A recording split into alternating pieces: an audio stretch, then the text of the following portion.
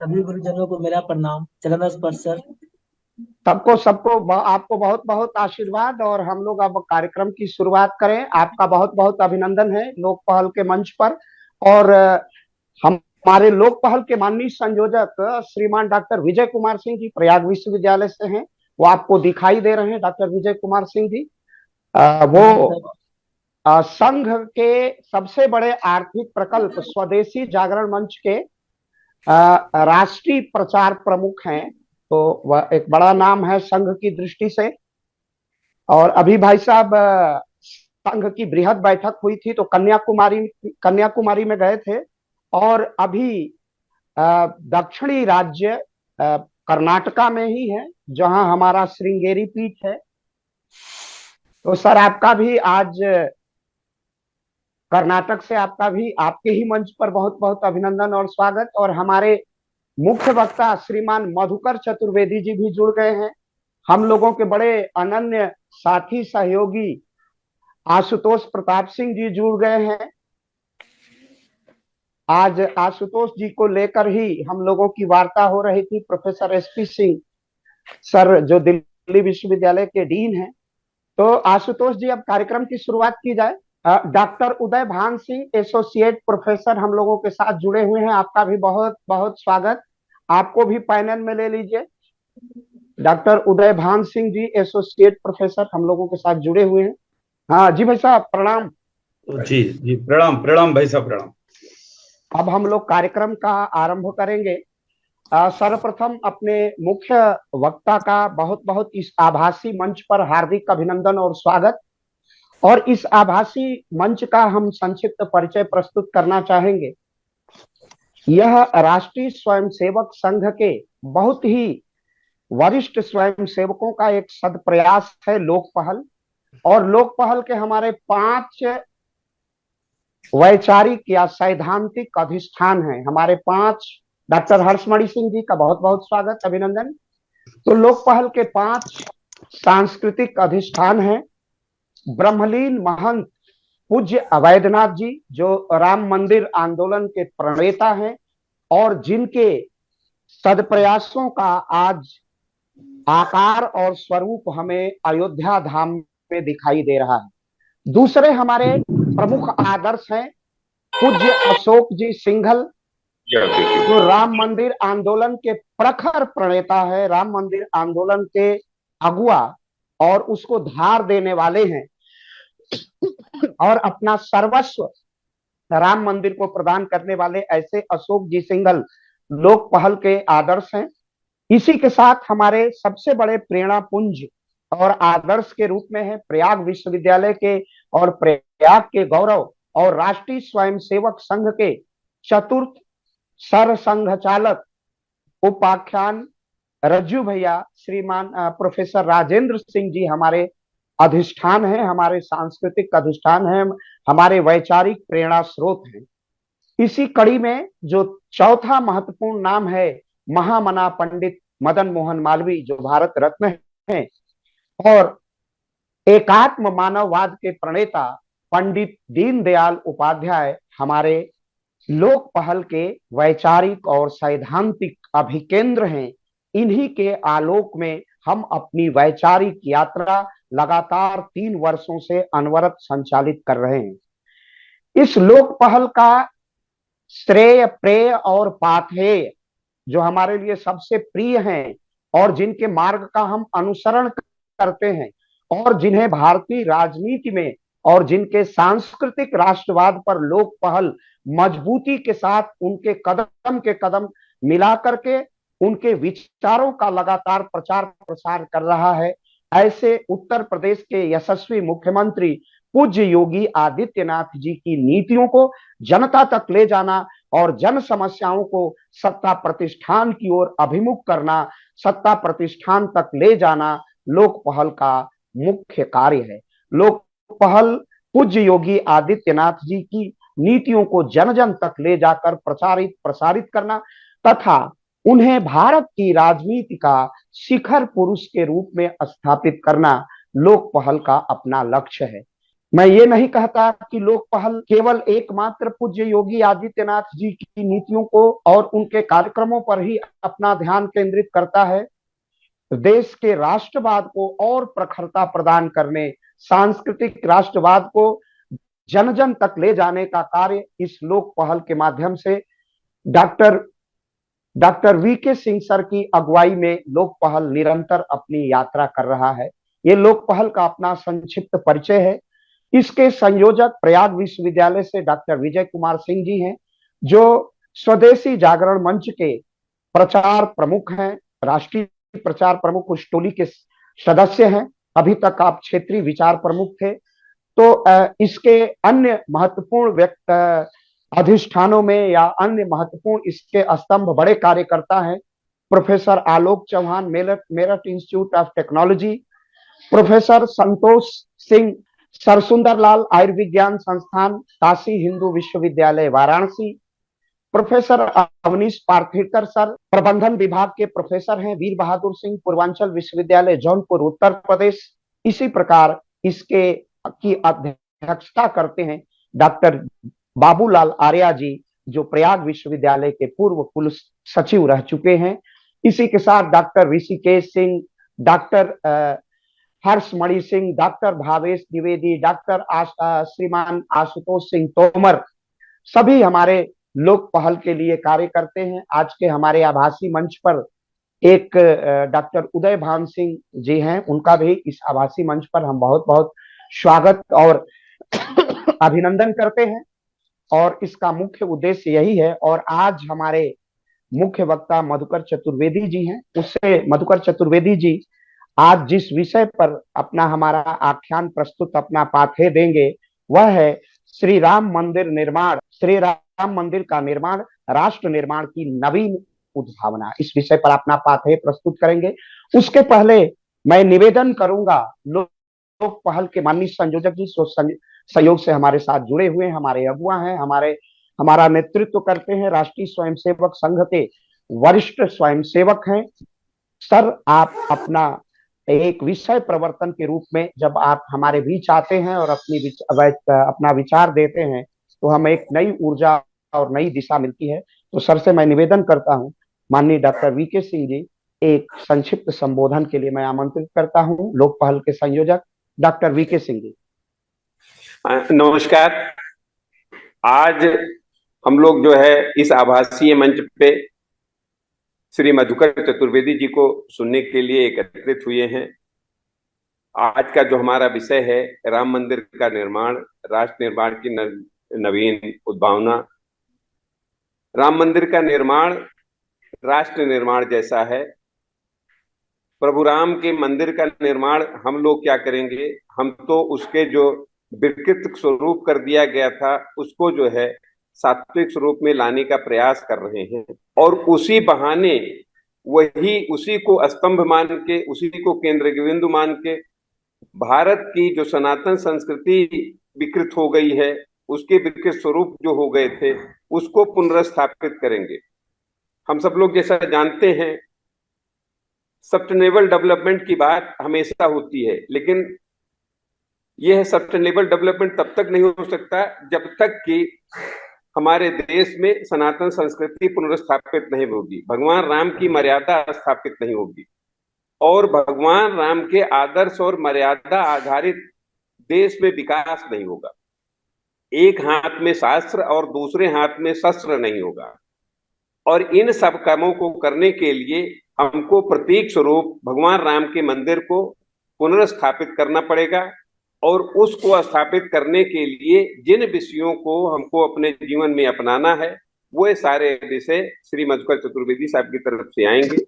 ये हमारा आभासीय मंच जो है, इस आभासीय मंच को डॉक्टर अखिलेश जी जिस मनोयोग से प्रति सप्ताह प्रत्येक रविवार को चला रहे हैं, उनके सहयोग में डॉक्टर हर्षमणि सिंह जी, भावेश जी और ऋषिकेश जी, और अब युवा सहयोगी के रूप में आशुतोष तोमर जी जिस तरह से सहयोग दे रहे हैं, उसके लिए लोक पहल हमेशा इनका आभारी रहेगा।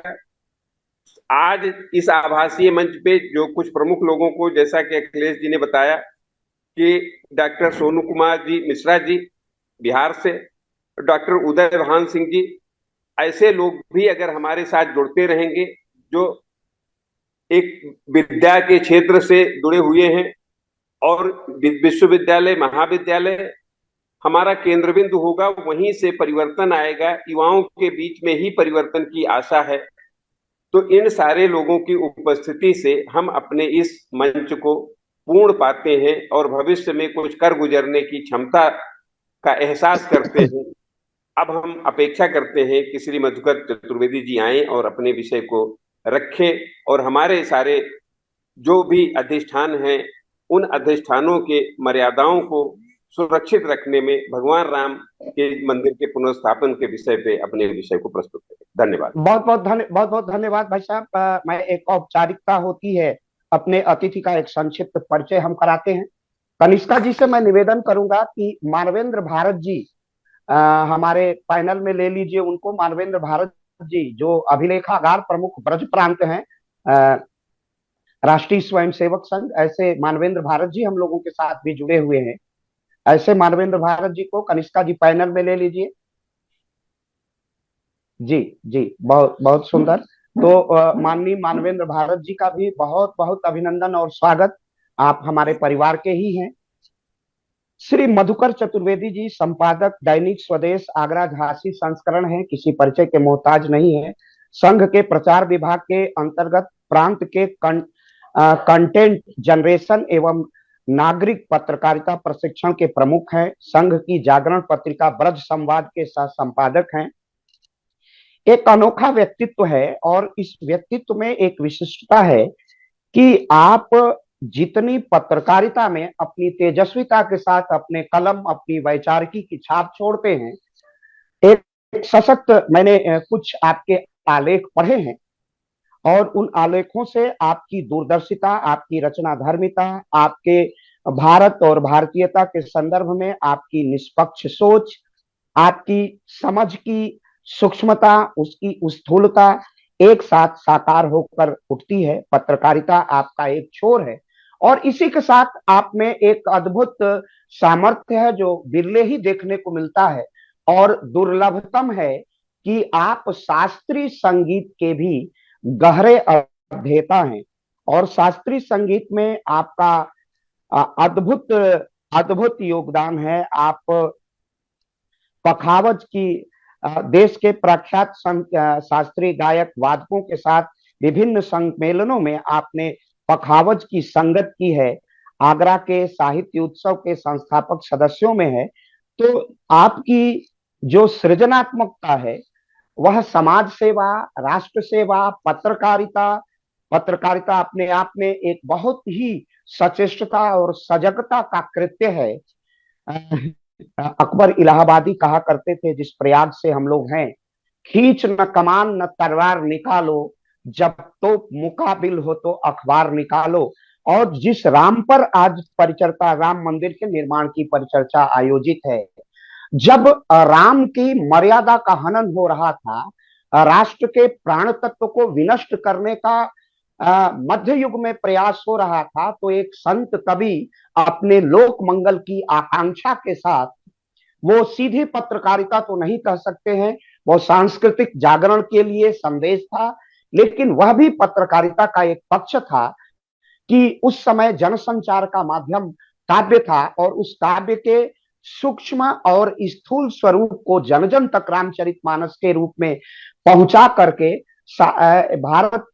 भारत में एक नई चेतना का संचार किया था। एक पराजित मनोविज्ञान को नए रूप से संगठित करने का सदप्रयास किया था। ऐसे हमारे लोक मंगल के कवि तुलसी थे जो और उसी साधना पथ को हम पत्रकारिता से अगर जोड़ें तो मधुकर चतुर्वेदी जी उसी संवेदना के यथार्थ की अभिव्यक्ति आज अपने प्रखर पत्रकारिता से कर रहे हैं। और विषय बहुत अच्छा है। सर ने मधुकर जी ने जो विषय दिया था उसमें हमने आंशिक अपनी धृष्टता के साथ संशोधन किया था कि श्री राम मंदिर का निर्माण राष्ट्र निर्माण की नवीन उद्भावना। मैंने यूं लिया था कि 500 वर्षों की गुलामी ये मात्र केवल एक मंदिर का निर्माण नहीं है, यह देश की एकात्मकता, हमारी खोए हुए मनोविज्ञान में राष्ट्रवाद के पुनः जागरण का, हमारे स्मरण का जो आग्रह है वह राष्ट्र की ओर स्पंदित करता है, हमारे राष्ट्र में वो भाव जागृत करता है। अभी हम लोग समझें या ना समझें, लेकिन जो जो उस तत्व की महत्ता की समझ रखते हैं, 500 वर्ष किस तरह हमने अपने दिन काटे हैं, कहां हमारी गुलामी पराभव की मानसिकता से आज हम सांस्कृतिक जागरण की ओर आ गए हैं। हम गर्व से कह सकते हैं हमारे यशस्वी प्रधानमंत्री, यशस्वी मुख्यमंत्री ने कल अयोध्या धाम में जिस प्रकार की विनम्रता के साथ और जो अयोध्या धाम की मर्यादा की रक्षा की है, अयोध्या धाम को विश्व पटल पर स्थापित किया है, यह तो केवल एक स्थूल रूप से मंदिर का निर्माण है, लेकिन सूक्ष्म रूप से यह जन जन तक सनातन के भाव को स्पंदित और जागृत करने, इसके एक एक मन में प्रत्येक भारतवासी में स्पंदन, चाहे कितना वैर विरोध हो, कितना वो स्पष्ट अभिव्यक्ति नहीं कर पाते हैं, छलछलाते हुए कल अयोध्या धाम के आंसुओं की वो अभिव्यक्ति बता रही थी कि यह राम मंदिर निश्चित रूप से राष्ट्र निर्माण की नींव है, एक नए भारत की, एक अंगड़ाई लेते हुए भारत की, एक ओज से भरे हुए भारत की का एक जो नई तस्वीर है वो श्री राम मंदिर के निर्माण से जागृत हो रही है। कितने ज्ञात अज्ञात शहीदों ने राम मंदिर आंदोलन में के याज्ञिक अनुष्ठान में अपनी आहुतियां दी हैं। संघ के कितने स्वयं सेवकों ने, कार्यकर्ताओं ने, संघ के अनुसांगिक संगठनों ने कितना अपना होम दिया है, कितनी अपनी आहुति दी है, कितना अपना अनन्य योगदान दिया है। तो आज यह भव्य स्वरूप, दिव्य स्वरूप अयोध्या धाम में दिखाई दे रहा है। और दो महापुरुष इस समय भारत को मिले हुए हैं, भारत के यशस्वी प्रधानमंत्री श्रीमान नरेंद्र मोदी जी और दूसरे प्रदेश के युग पुरुष मुख्यमंत्री जो स्वयं हनुमान की चेतना और संवेदना से युक्त होकर के उत्तर प्रदेश को एक अभिनव दिशा दे रहे हैं, ऊर्जा से भर रहे हैं, मनोविज्ञान को और जो नैरेटिव सेट किया गया था उसको काट रहे हैं। अब मुझे बहुत कुछ नहीं कहना है, मैं बड़े समादर के साथ आज के वक्ता और प्रखर पत्रकार और संगीत मर्मज्ञ, संगीत आत्मा का स्पर्श करता है और पत्रकारिता भारत की चेतना को झंकृत करता है, तो संगीत की संवेदना और आत्मा के साथ पत्रकारिता के चेतना का अद्भुत संयोग आज हमारे आभासी मंच पर है। और ऐसे ही मैं मधुकर चतुर्वेदी जी को बड़े विनम्रता पूर्वक अपने मंच पर अपने पाथे के लिए आमंत्रित करता हूं। शशंक चक्रम सकिरीट कुंडलम सपीत वस्त्रम सरसीरुहिक्षणम सहार वक्षस्थल कौस्तव श्रियम नमामि विष्णु शीर्षाम चतुर्भुजम। आदरणीय त्रिपाठी जी भाई साहब, स्वदेशी जागरण मंच के हमारे अधिकारी आदरणीय मानवेंद्र जी भाई साहब, और इस मंच पर, आभासी मंच पर जुड़े सभी बंधुओं को मैं सादर प्रणाम करता हूं। सभी को जय श्री राम।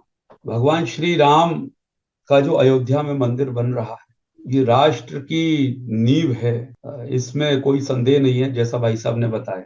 मेरा ये सौभाग्य है कि मैं आप सभी के बीच में भगवान राम के बारे में कुछ बोलने का प्रयत्न करूंगा। दूसरा मेरा सौभाग्य ये है कि इसी आंग्ल वर्ष में मैं 3 बार प्रभु राम के नवनिर्मित मंदिर की एक एक ईंट को अपनी आंखों से देखकर आया हूँ, उसको स्पर्श करके आया हूँ और उस पवित्र भूमि को मैं अपने माथे पे लगाकर आया हूँ। ये मेरा परम सौभाग्य रहा है।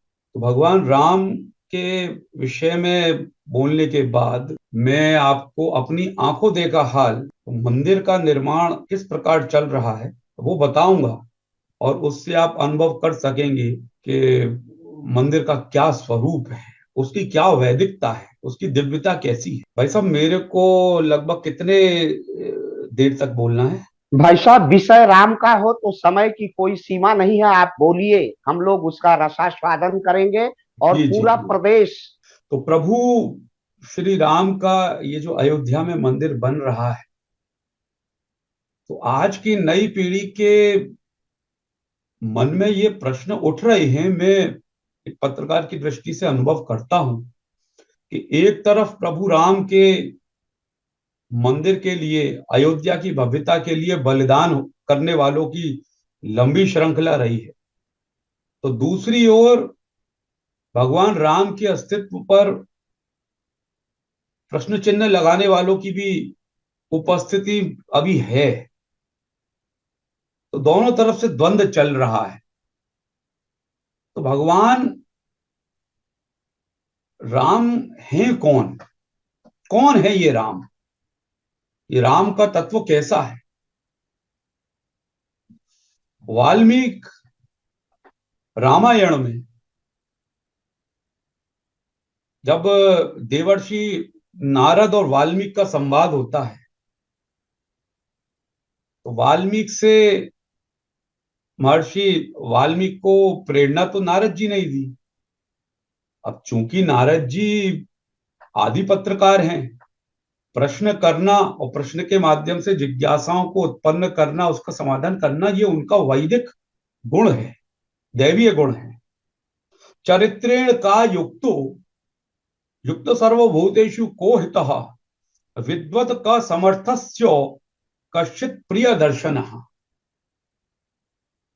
इसका चरित्र आप लिख रहे हैं।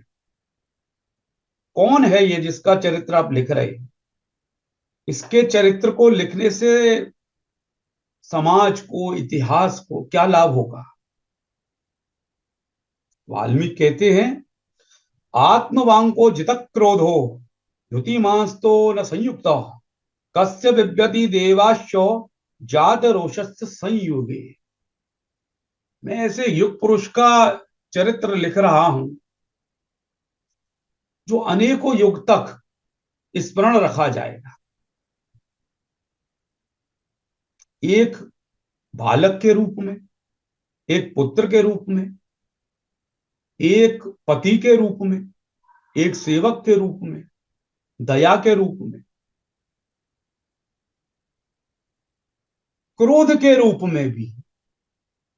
क्योंकि भगवान राम को वाल्मीकि रामायण में 3 बार क्रोध आता है, और तीनों बार उस क्रोध की क्या मधुरता है।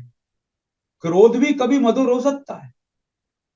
इसलिए वाल्मीकि रामायण का आप अध्ययन करेंगे तो आपको ध्यान आएगा कि क्रोध भी एक मधुर हो सकता है। तो जिसका क्रोध भी मधुर है, जो आत्मवान है, आत्म संयमी है, और जो वैभव से संपन्न है, ईर्ष्या से मुक्त है,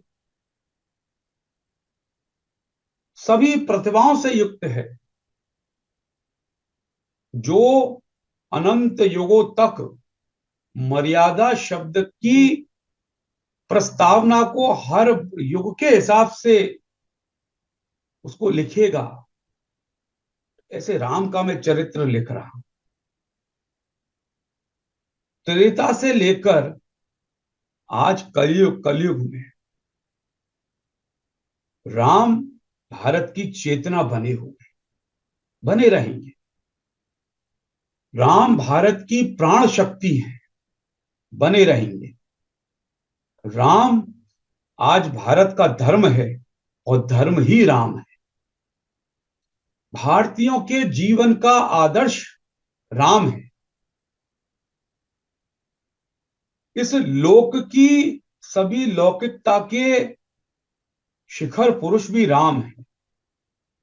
राम निर्गुणियों के अनहद हैं, और सगुनियों के मंदिर के घट घट में व्याप्त।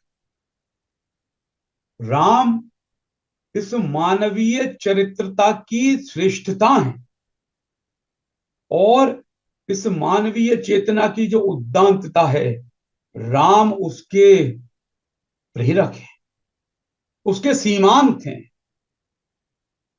कष्ट और नियति, कष्ट और नियति के बीच में भी राम आज सत्य संध है। इन हम भारतीयों के मन प्राण में गहरे तक बसे हुए केवल राम है।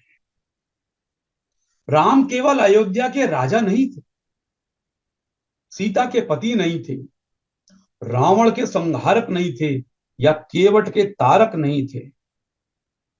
वे हर व्यक्ति के जीवन में एक अनुकरणीय की भूमिका में, इसीलिए राम को भगवान कहा गया है। वेद व्यास जी ने श्रीमद् भागवत में 4 बार भगवान की आवृत्ति की है। 3 बार तो उन्होंने दशम स्कंद में भगवान कृष्ण के लिए बोला है, भगवान अपि तारात्रि शरदोत्फुल्ल मल्लिका वीक्षरंतुम मनश्चक्रे योग माया मुपाश्रिता। और एक बार उन्होंने नवम स्कंद में भगवान राम के लिए भगवान शब्द का प्रयोग किया है। जो षड ऐश्वर्य से संपन्न है वो ही भगवान है। षड ऐश्वर्य गुण संपन्न इत भगवान है। तो राम में षड ऐश्वर्य थे, इसलिए वो भगवान हुए। और जिन गुणों का उन्होंने अपने शरीर के भीतर अनुसंधान करा, उसके कारण वह मर्यादा पुरुषोत्तम, पुरुषों में उत्तम, मर्यादा पुरुषोत्तम श्री राम। तो मर्यादा शब्द का प्रयोग भारत में अभी तक ना किसी मनुष्य में है और ना किसी शास्त्र में किसी देवता को मर्यादा पुरुषोत्तम कहा गया।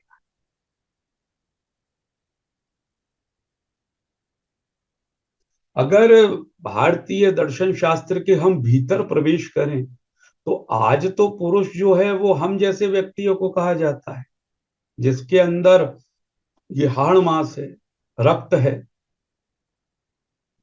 रक्त वीर्य इससे संचारित एक ढांचे को, मानवीय ढांचे को पुरुष कहा जाता है।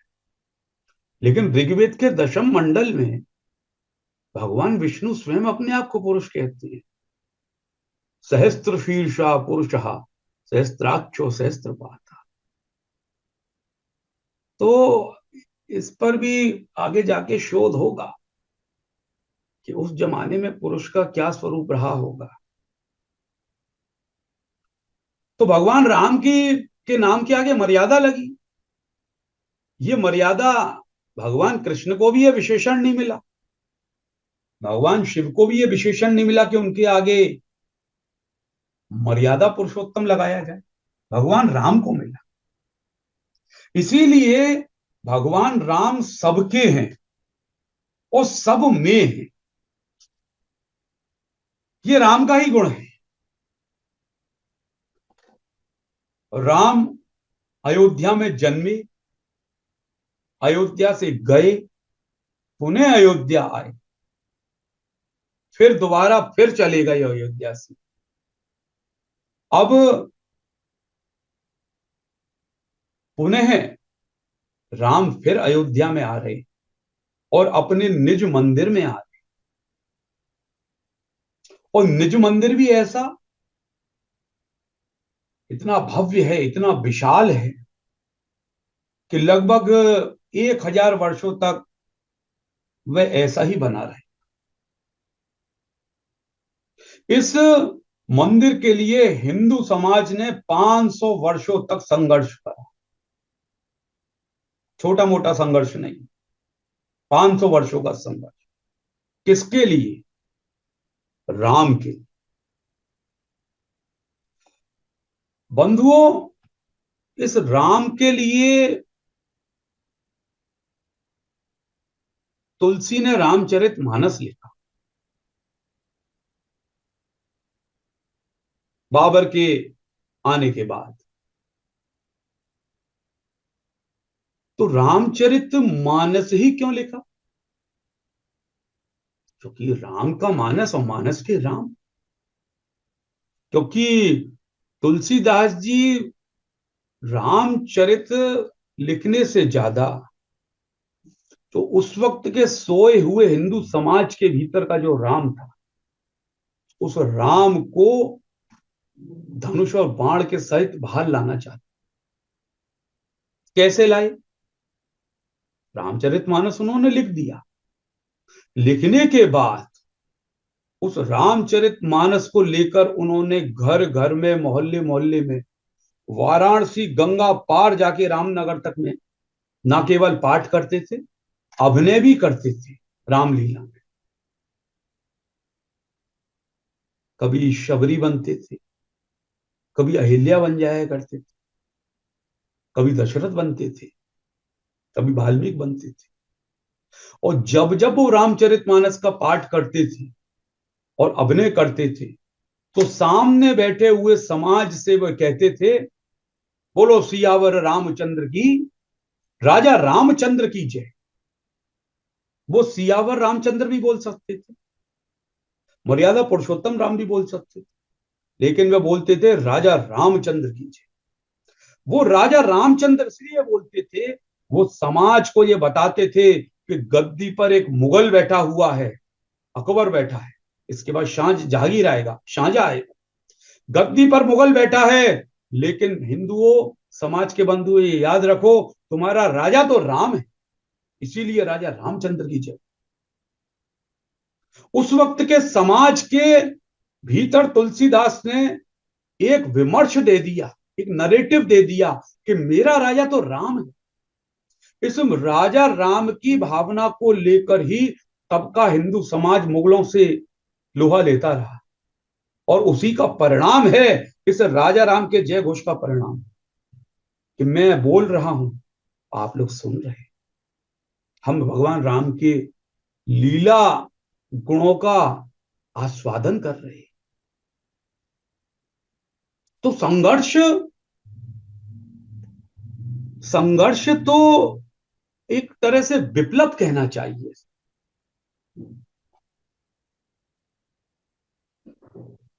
तो आज का जो मंदिर है, ये मंदिर तो है ही है,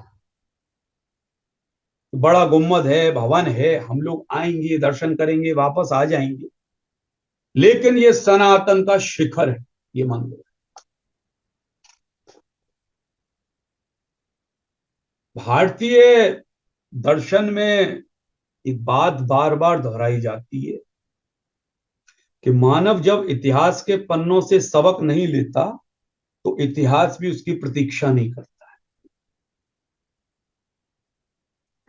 तो फिर क्या होता है कि इतिहास अपने को दोहराता है और उसको दोहराने में कोताही नहीं करता।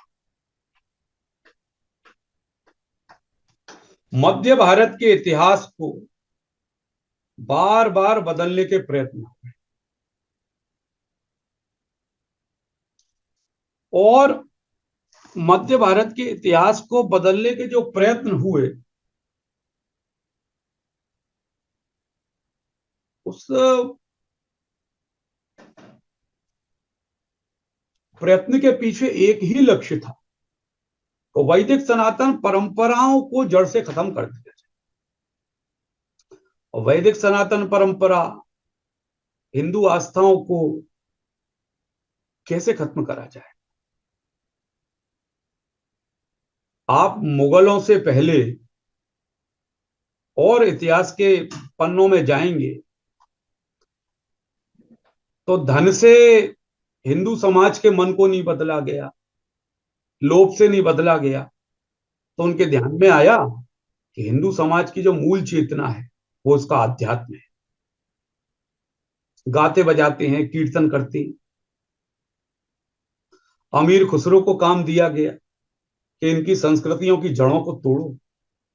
नाचते गाते हैं, भजन कीर्तन करते हैं। तो अमीर खुसरो ने भारत के सांस्कृतिक जगत में घुसपैठ कर दी, आप जिहाद भी कह सकते हैं उसको। तो इन लोगों के यहां पर मौसीकी हराम है, गाते बजाते नहीं है ये लोग, लेकिन चूंकि हिंदुओं का धर्म परिवर्तन कराना था, इनकी संस्कृति को अंग भंग करना था, तो उन्होंने गाना बजाना शुरू कर दिया। अमीर खुसरो लिखते हैं, जिहाल मिस्की मकुन तगाफुल दुराए नैना बनाए बत, गाना बजाना शुरू कर दिया। चादरें भी चढ़ गई, जमजम का पानी भी आ गया, धो और पियो। बोले हिंदुओं का मूल आधार क्या है? तो उर्दू फारसी में एक शब्द आता है, उसका हिंदी अनुवाद ये है कि दिखा के खा ले और धो के पी ले। बोले हिंदुओं का बस यही एक मुख्य उनका उनकी आराधना का केंद्र है, दिखा के खा ले और धोके पी ले। तो उन्होंने कहा यहीं से शुरुआत करो, तो इन्होंने भी यही पद्धति अपनाई। परिणाम ये हुआ कि हिंदू समाज धीमे धीमे धीमे धीमे भ्रमित होता गया, तो अपनी जड़ों से दूर होता चला। इन जड़ों से दूर होने का क्रम और 300-400 वर्षों तक आगे बढ़ा, और एक ऐसी तिथि आई 1528, जब प्रथम मुगल सम्राट बाबर ने अयोध्या पहुंचकर भगवान राम के विशाल मंदिर को तोड़ दिया और एक 3 गुम्बदों वाली मस्जिद खड़ी कर दी। उस वक्त जगह तो बहुत थी, उनको मस्जिद बनानी थी, कहीं भी बना सकते, लेकिन समाज में अपनी घुसपैठ करने के लिए, इस भारत जैसे विलक्षण भूखंड को अपनाने के लिए, यहां के संसाधनों पर अपना प्रभाव जमाने के लिए उन्होंने हमारी परंपराओं, हमारी संस्कृति पर ये ढांचे खड़े करे। अब जब 1528 में ये मंदिर राम जी का तोड़कर और वहां मस्जिद खड़ी करी गई, तब से लेकर और 1948 तक ये माना जाता रहा कि ये ही वो स्थल है जहां पर प्रभु श्री राम का जन्म हुआ, और हमारे पूर्वज यहीं पर उपासना करते रहे होंगे। उपासना ये शब्द भी एक बड़ा दार्शनिक शब्द है। उपासना का अर्थ होता है सरकना, इंद्रियों के तीत से दैवीय तत्व की ओर सरकना, विषयों की आसक्ति से हटकर अपने मूल की ओर सरकना, ये उपासना है।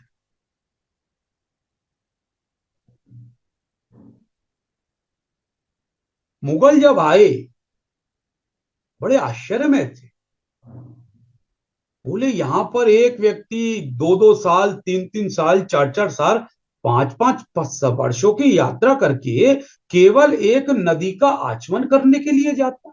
उस वक्त तो संसाधन थे नहीं, आवागमन के इतने फास्ट संसाधन नहीं थे। मैं आगरा से 8 घंटे 9 घंटे में आराम से अयोध्या पहुंच जाता। लेकिन अब कल्पना करिए बाबर के समय में कितने दिन लगते होंगे। कुछ जगत गुरु वल्लभाचार्य जी का एक उदाहरण देता हूं। जगत गुरु वल्लभाचार्य जी गोकुल से अयोध्या में उनकी बैठक भी है। पुष्टि मार्ग के आचार्य, शुद्धाद्वैत दर्शन के प्रतिपादक जगत गुरु श्रीमद वल्लभाचार्य। तो ऐसा रिकॉर्ड में है कि गोकुल से 7.5 महीने में वह अयोध्या पहुंचे, वहां से अयोध्या से लौट कर भी आए। तो अमूमन 1 वर्ष या 1.5 वर्ष लगता हो। अब किसी को गंगा सागर जाना है, या किसी को बद्रीनाथ जाना है, या अन्य किसी तीर्थ पर जाना है, तो सरकते थे लोग, अपना सब काम करके निच्चु होकर वो उपासना करने के लिए जाते। इंद्रियों से, विषयों की आसक्ति से वह मूल तत्व की ओर सरकते थे।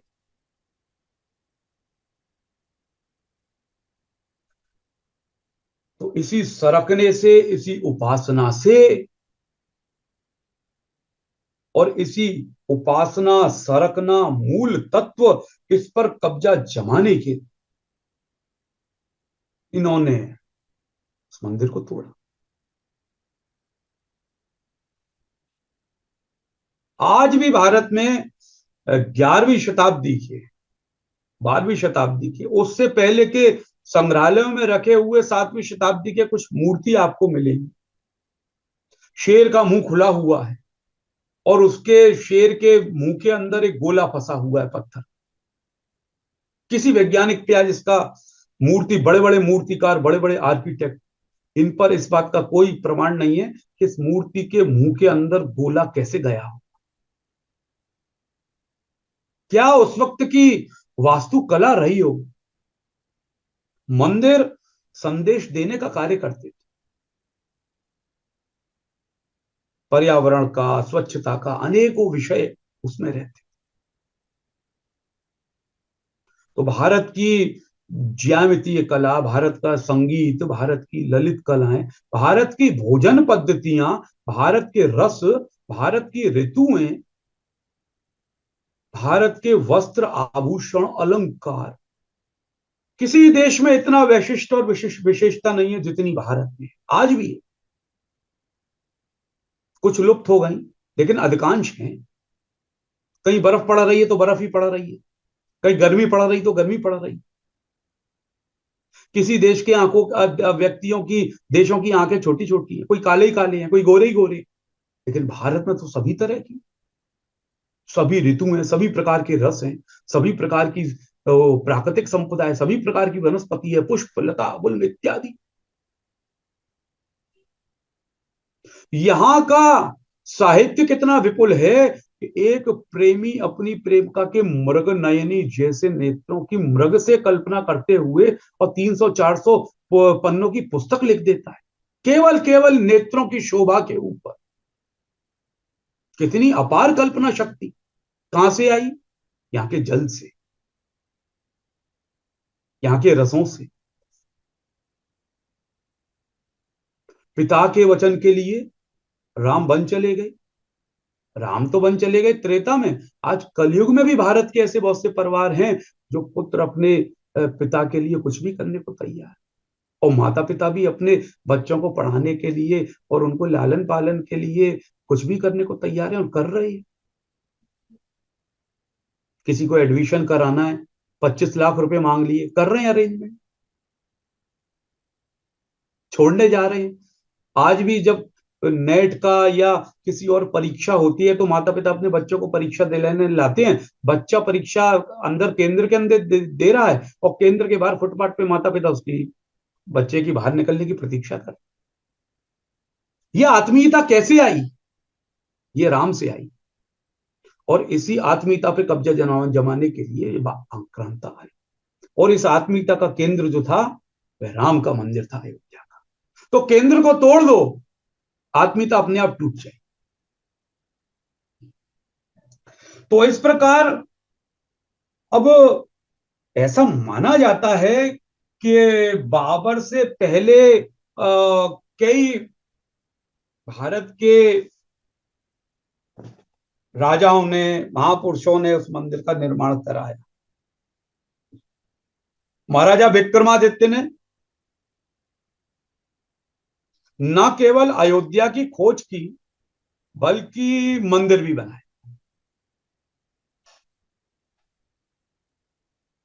विक्रमादित्य को संतों से प्रेरणा मिली कि अयोध्या लुप्त हो गई है, उसका अनुसंधान करो।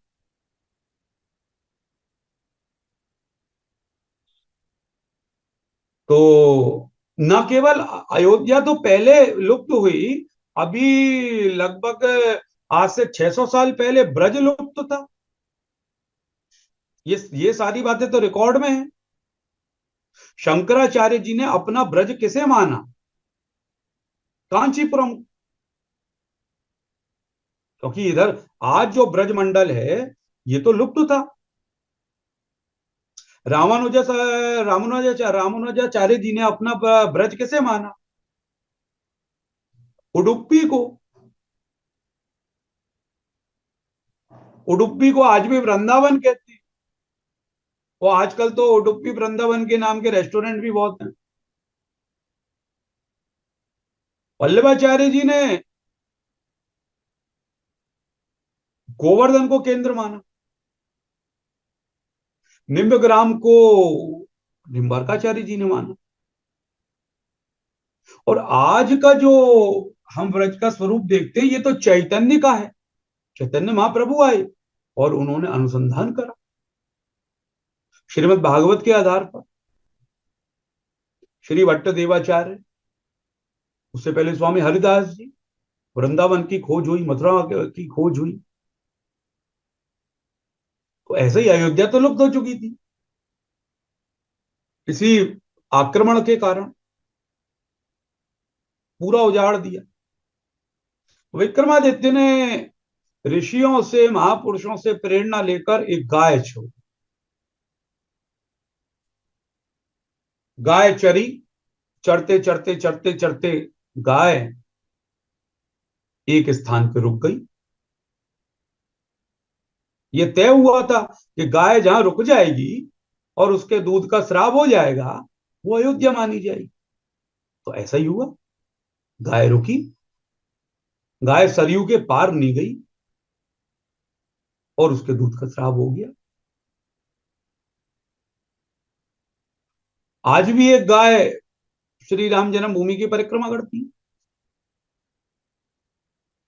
इतना ही नहीं, आज वर्तमान में जो गाय मौजूद है वो रंगीली महल वो अयोध्या, आप कभी अयोध्या जाएं तो रंगीली महल जाइएगा, जन्मभूमि से बिल्कुल सटा हुआ है। गाय परिक्रमा करती है।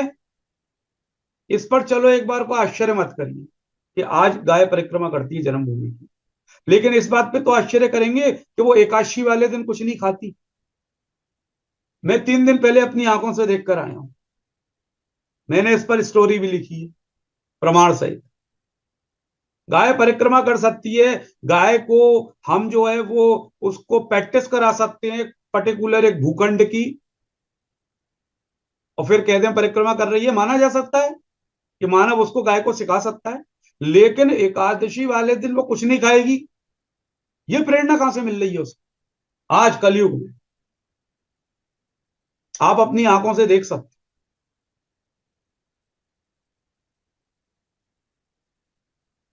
तो गावो विश्वस्तर मातरा, गाय विश्व की माता है, ये वास्तव में उसमें कुछ चमक करती है। तो उस वक्त गाय छोड़ी, गाय रुक गई। उसके बाद विक्रमादित्य आए और उस वक्त की ऋषियों की कुछ वैज्ञानिक पद्धति रही होगी, तो उनको एक लक्ष्मण टीला मिला अनुसंधान में। वहां से भूखंड को खोदने पर कई मूर्तियां और कई अवशेष मिले। निर्णय हुआ कि इससे सटा हुआ भूखंड वो जन्मभूमि हो सकती है। उस वक्त जन्मभूमि पे निकले हुए जो पुरातात्विक अवशेष थे विक्रमादित्य के समय के, वो तो महत्वपूर्ण थे, परंतु सूर्य की रेखा उस भूमि पर जब उदय होती थी तो एक तीर के निशान के बराबर उस धरती को स्पर्श करती। सूर्य ने प्रमाण दिया, यही है वो भूखंड। बनाओ मंदिर। विक्रमादित्य ने मंदिर बना दिया, हिंदू तीर्थयात्री आने लगे, उत्सव होने लगे, सनातन परंपराओं का केंद्र बन गया, सामाजिक समरसता का केंद्र बन गया। मंदिर उस वक्त समरसता के केंद्र होते थे और कुछ सीखकर अपने घर ले जाओ, इसका भी केंद्र होते थे। मंदिर बनाई इसीलिए गई कि समाज उससे कुछ सीख लेकर वापस अपने घर जाए, केवल घंटा बजा के प्रसाद खा के लौट आए, दर्शन करके आ जाए। आज के मानव को तो दर्शन करना भी नहीं आता, गए एकदम फटाफट देखा था कि करी। अरे भगवान ने क्या पहना है, आज उनका वस्त्र कैसा है, आज उनका मुकुट कैसा है, उनका पाग कैसा है, उनके किरीट पे क्या लगा हुआ है, आज कुंडल कैसी है, आज पुष्पों की माला कौन सी। तो उस वक्त बहुत ऐसे विषय रहते थे कि लोग प्रेरणा लेते थे। तो बाबर ने उस मंदिर को तोड़ दिया। तो बाबर ने मंदिर तोड़ा, ये बात तो जन जन तक है, लेकिन उससे पहले महमूद गजनवी ने भी 10वीं शताब्दी के मध्य में उसका एक भांजा था सालर मसूद, उसने भी मंदिर तोड़ा था। और वो मेरठ से चला और मेरठ से चलता हुआ लखनऊ पार करता हुआ अयोध्या पहुंचा और उसने उस मंदिर को तोड़ दिया बाबर से पहले। अब मंदिर टूटता गया, हिंदू उसे बनाते रहे, फिर मंदिर टूटते रहे, हिंदू उसे बनाते रहे।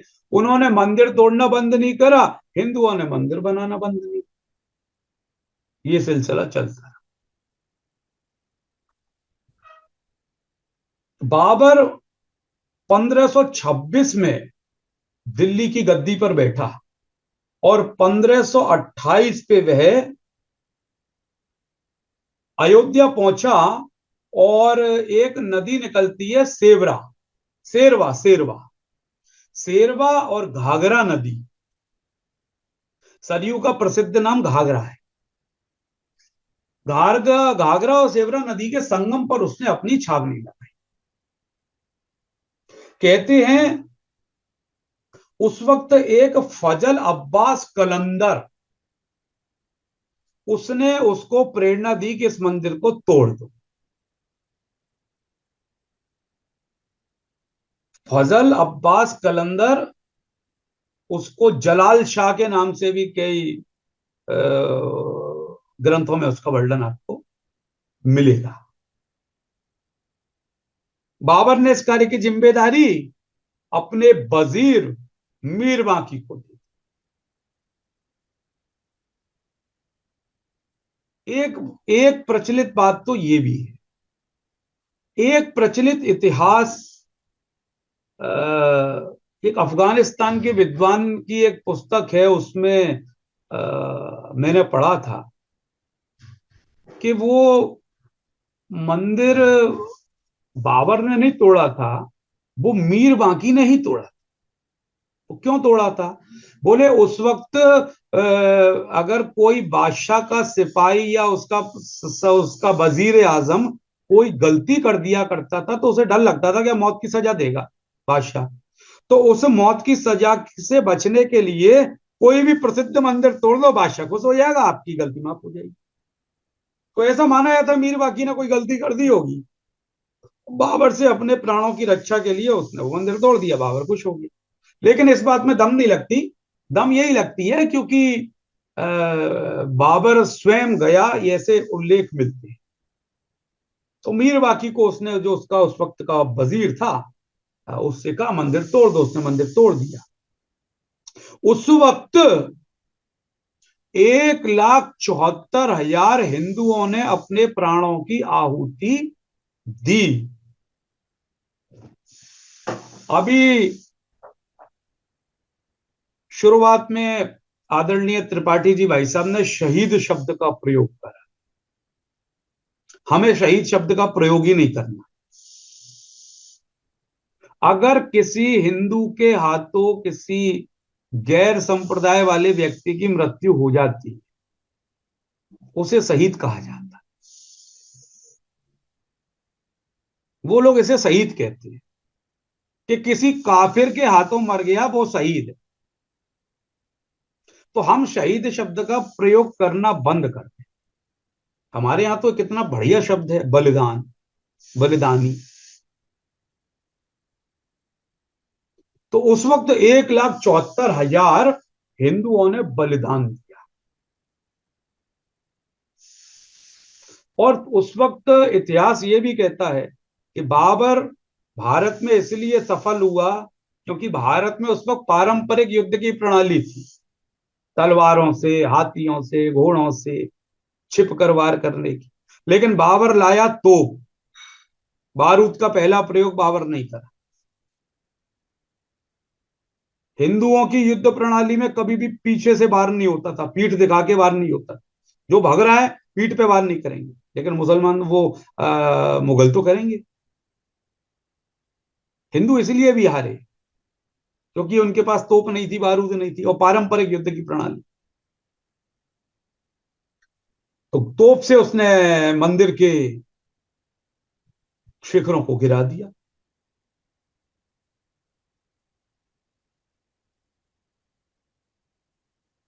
दिल्ली की गजेटियर में लिखा है कि 1857 के गदर से पहले हिंदू मुसलमान दोनों उस स्थान पर पूजा करते। ऐसा कुछ इतिहासकार बताते हैं कि बाबर से उस वक्त लोगों ने प्रार्थना करी थी कि भाई हिंदुओं को भी यहाँ पूजा करने दिया जाए। उसने कह दी मस्जिद में नमाज भी होगी, पूजा भी होगी। ऐसा दिल्ली के गजेटियर में लिखा गया है। तो उन्होंने क्या करा कि गजेटियर में यह लिखा है कि मस्जिद के पास में हिंदुओं ने अपना चबूतरा बना लिया।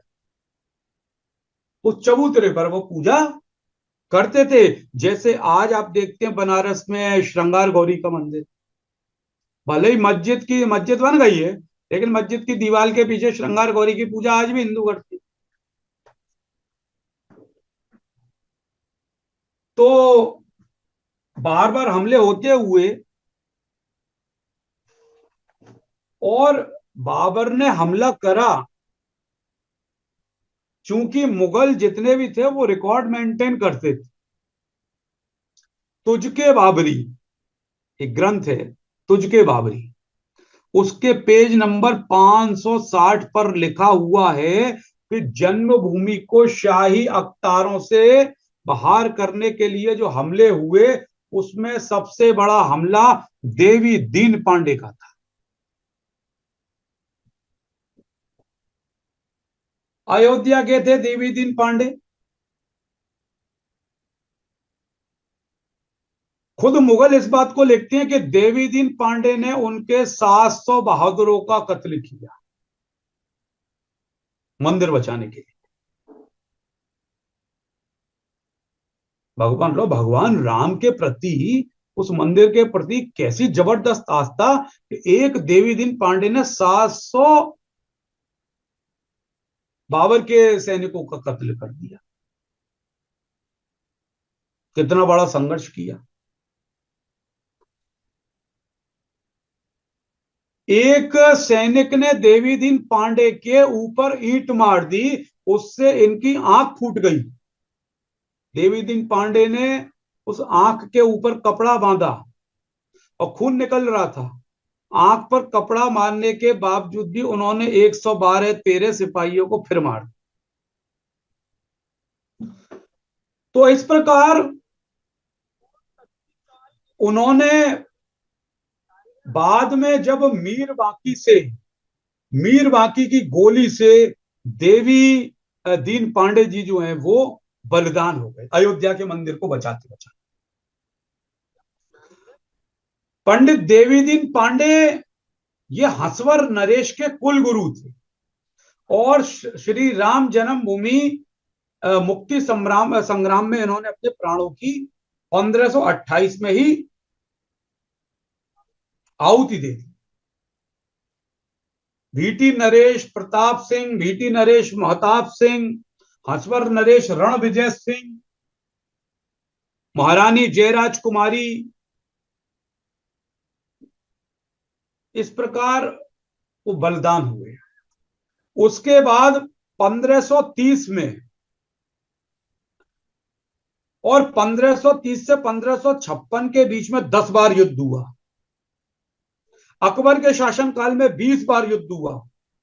राजा टोडरमल ने मध्यस्थता करी और अकबर ने हिंदुओं के चबूतरे पर छोटा मंदिर बनाने का फरमान जारी कर दिया। मंदिर बन गया, पूजा होने लगी। लेकिन जब औरंगजेब का शासनकाल आया, उस औरंगजेब के शासनकाल में 1658 से 1707 का उसका शासनकाल था। औरंगजेब के शासनकाल में 30 बार युद्ध हुए। इसमें बाबा वैष्णव दास, ठाकुर गजराज सिंह, ठाकुर जगदम्बा सिंह और गुरु गोविंद सिंह ने भी मुगल सेना से प्रभु राम के मंदिर की रक्षा के लिए लोहा लिया। 1798 से 1814 तक अवध के पहले नवाब बुरहान मुल्क सदाअत अली, इनके समय में भी 5 बार हमले हुए। सदाअत अली के पुत्र हुए नसीरुद्दीन हैदर, इनके शासनकाल में 3 युद्ध हुए।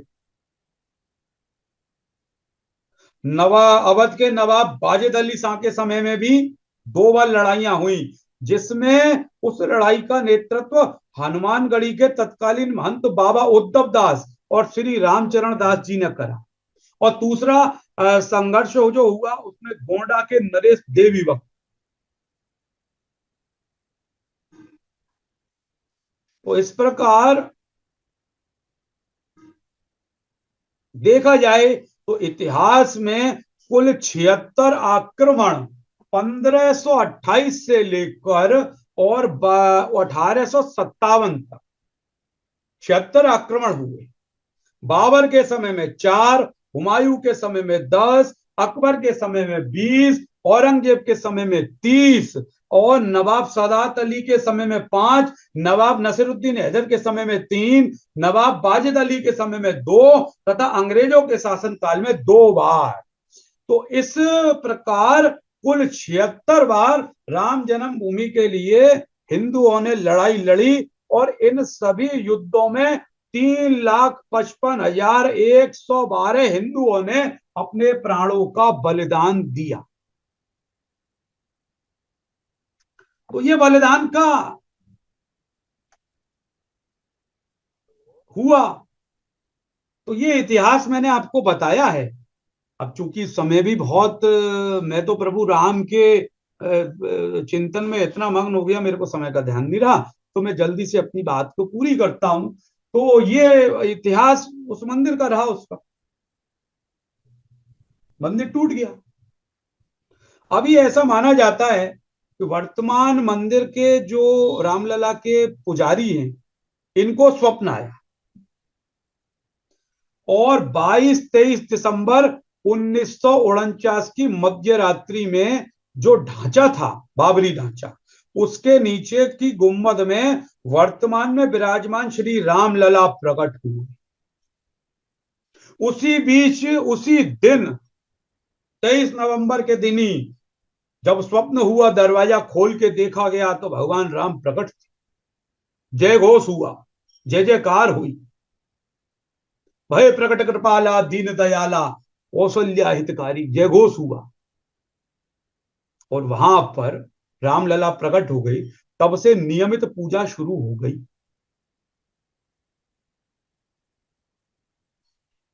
अब उस वक्त संघर्ष भी हुआ, उस वक्त विवाद की स्थिति हुई कि रामलला को हटाया जाए। मामला जो था वो फैजाबाद के सिविल कोर्ट में चला गया। 16 जनवरी 1950 को रामलला की मूर्ति को हटाने और पूजा अर्चन में हस्तक्षेप किए जाने पर सिविल कोर्ट ने रोक लगा दी। इसके विरुद्ध में इलाहाबाद हाई कोर्ट में अपील दायर करी गई 30 मई 1950 को, वो भी खारिज हो गई। फिर उसके बाद रामलला के ऊपर अनेक मुकदमे दायर किए गए, लेकिन प्रभु रामलला का पूजन अर्चन जो है वो निर्बाध रूप से चलता रहा। 1955 से ही रामलला के प्रांगण में पुलिस बल की तैनाती हो गई और द्वार पे ताला लगा के रामलला को सलाखों के पीछे बंद कर दिया। लेकिन उस ताले के बाहर भी पूजन अर्चन का क्रम जारी रहा। 7-8 अप्रैल 1984 को नई दिल्ली के विज्ञान भवन में धर्म संसद का आयोजन करा गया। यह प्रथम धर्म संसद थी और सभी देश भर से और सभी समुदायों के, मुस्लिम समुदाय को छोड़ के बाकी हिंदुओं के जितने समुदाय हैं, 528 संतों ने इसमें भाग लिया और निर्णय करा कि श्री राम जन्मभूमि की मुक्ति का एक आंदोलन चलाया जाए। 1984 25 सितंबर सीतामढ़ी बिहार से श्री राम जानकी रथ यात्रा प्रारंभ। 20 मार्च 1985 को 50 लाख राम भक्तों के बलिदानी जत्थे को तैयार कर दिया गया और 1985 में उडुपी में धर्म संसद का दूसरा अधिवेशन हुआ, जिसमें श्री राम जन्मभूमि मुक्ति सेवा के प्रस्ताव के साथ साथ कार सेवा करने का भी निर्णय हुआ। तो सा यत प्रमाणम कुर्ते लोकस्तनुवर्तते, इस लोक की आवाज को कोई नहीं दबा सकता है। जब लोक ने हुंकार भर ली तो फिर जाने कितने बानर रूपी हिंदू समाज के वीर योद्धा अपने घरों से निकल चले। राम पहले दिन से ही किसी विचारधारा से नहीं बंधे हुए, इसीलिए वो राम थे। और इस राम मंदिर का जो आंदोलन था, इसमें किसी एक सांचे तक ये सीमित नहीं रहा। समय समय पे सभी सब पंथ संप्रदाय के महापुरुष राम जन्म स्थान पर आए। गुरु नानक देव भी आए, जैन तीर्थंकर भी आए, दलित संत रविदास भी आए, आलावार संत भी आए, द्वैत सिद्धांत को मानने वाले आचार्य भी आए और विशिष्टाद्वैत को मानने वाले भी आचार्य आए।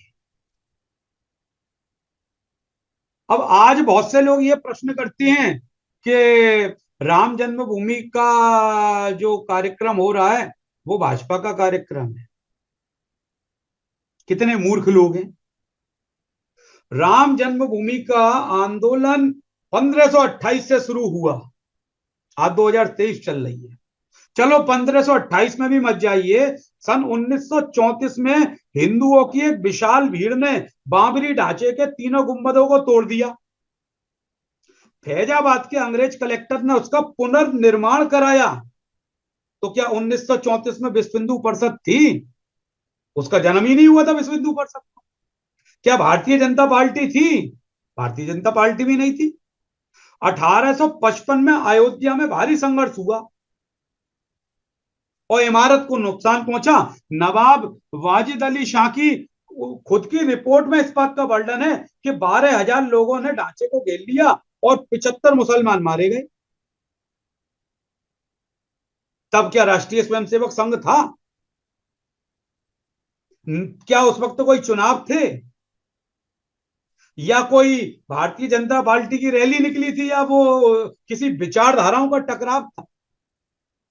नहीं था।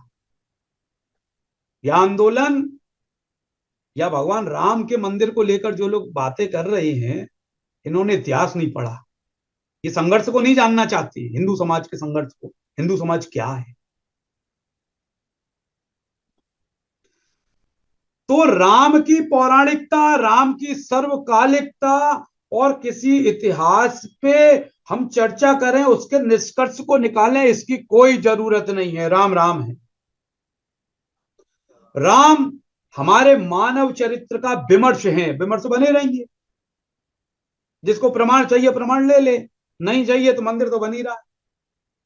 राम विग्रहवान धर्म, हाँ, राम तो विग्रहवान धर्म है।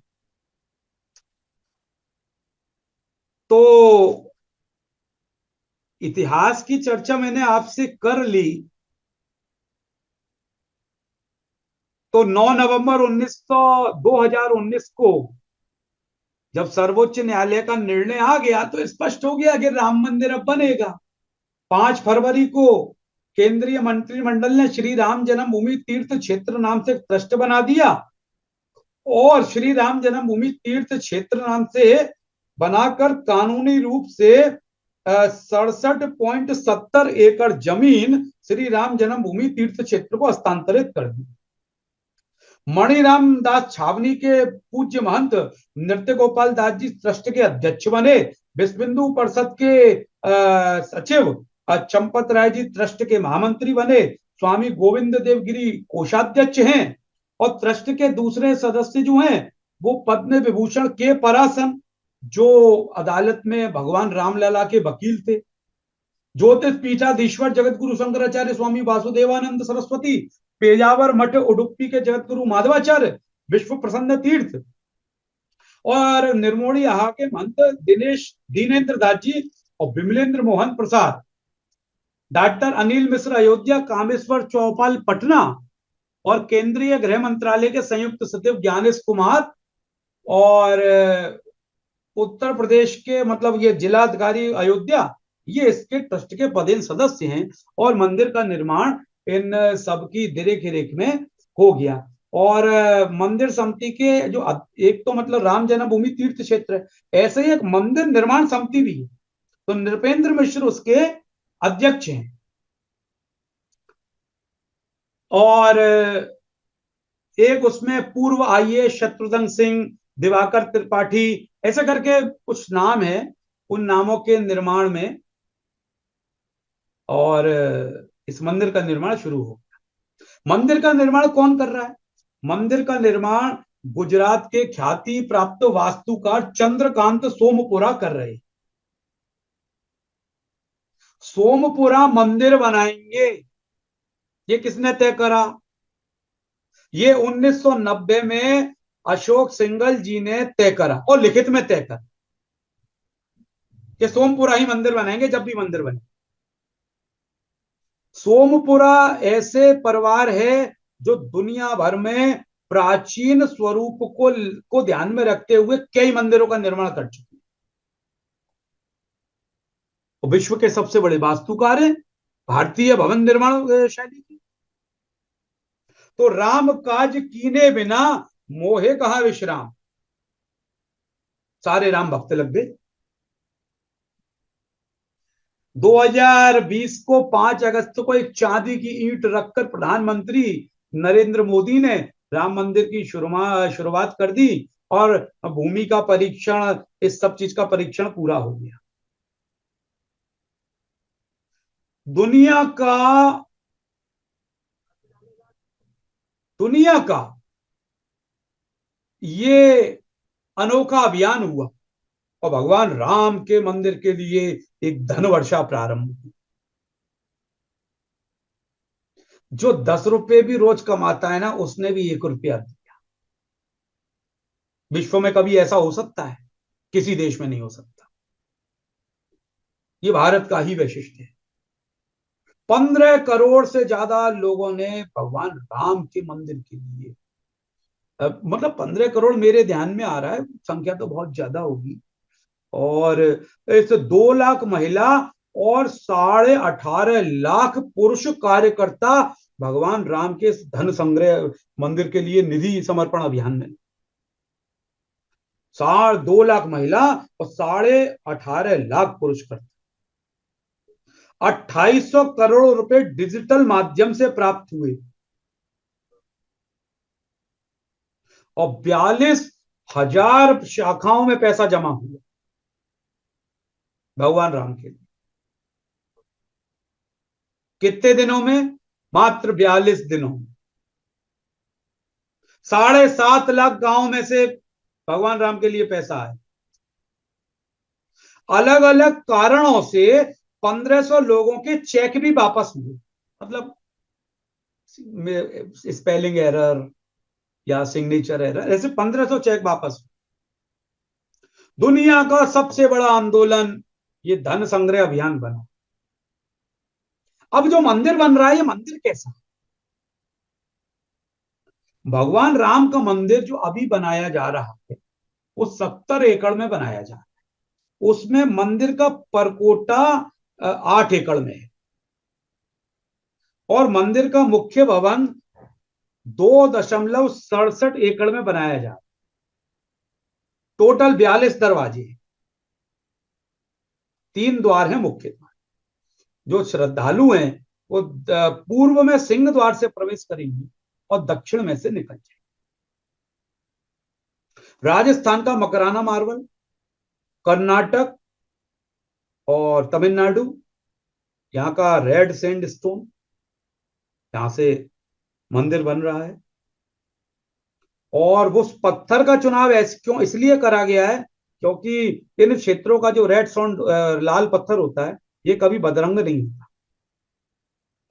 गर्भगृह के सामने 5 मंडप बनाए जा रहे हैं। उसमें सबसे पहले नृत्य मंडप, उसके बाद रंग मंडप, फिर गूढ़ मंडप, फिर प्रार्थना मंडप, कीर्तन मंडप।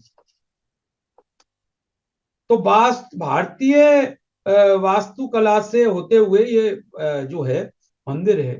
मंदिर में 700 टोटल मंदिर में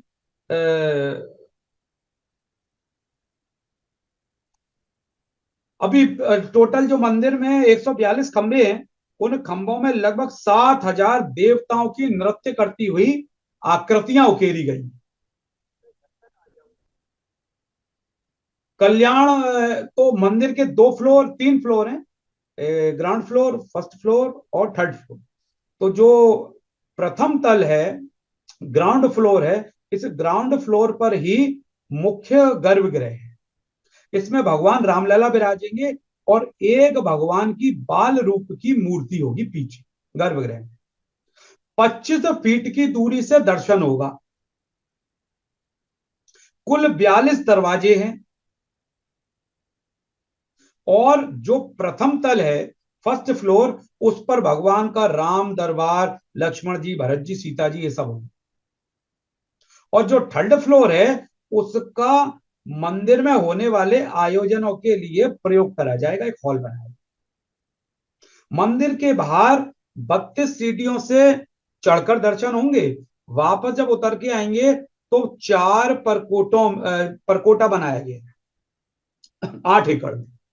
उस परकोटे में चारों तरफ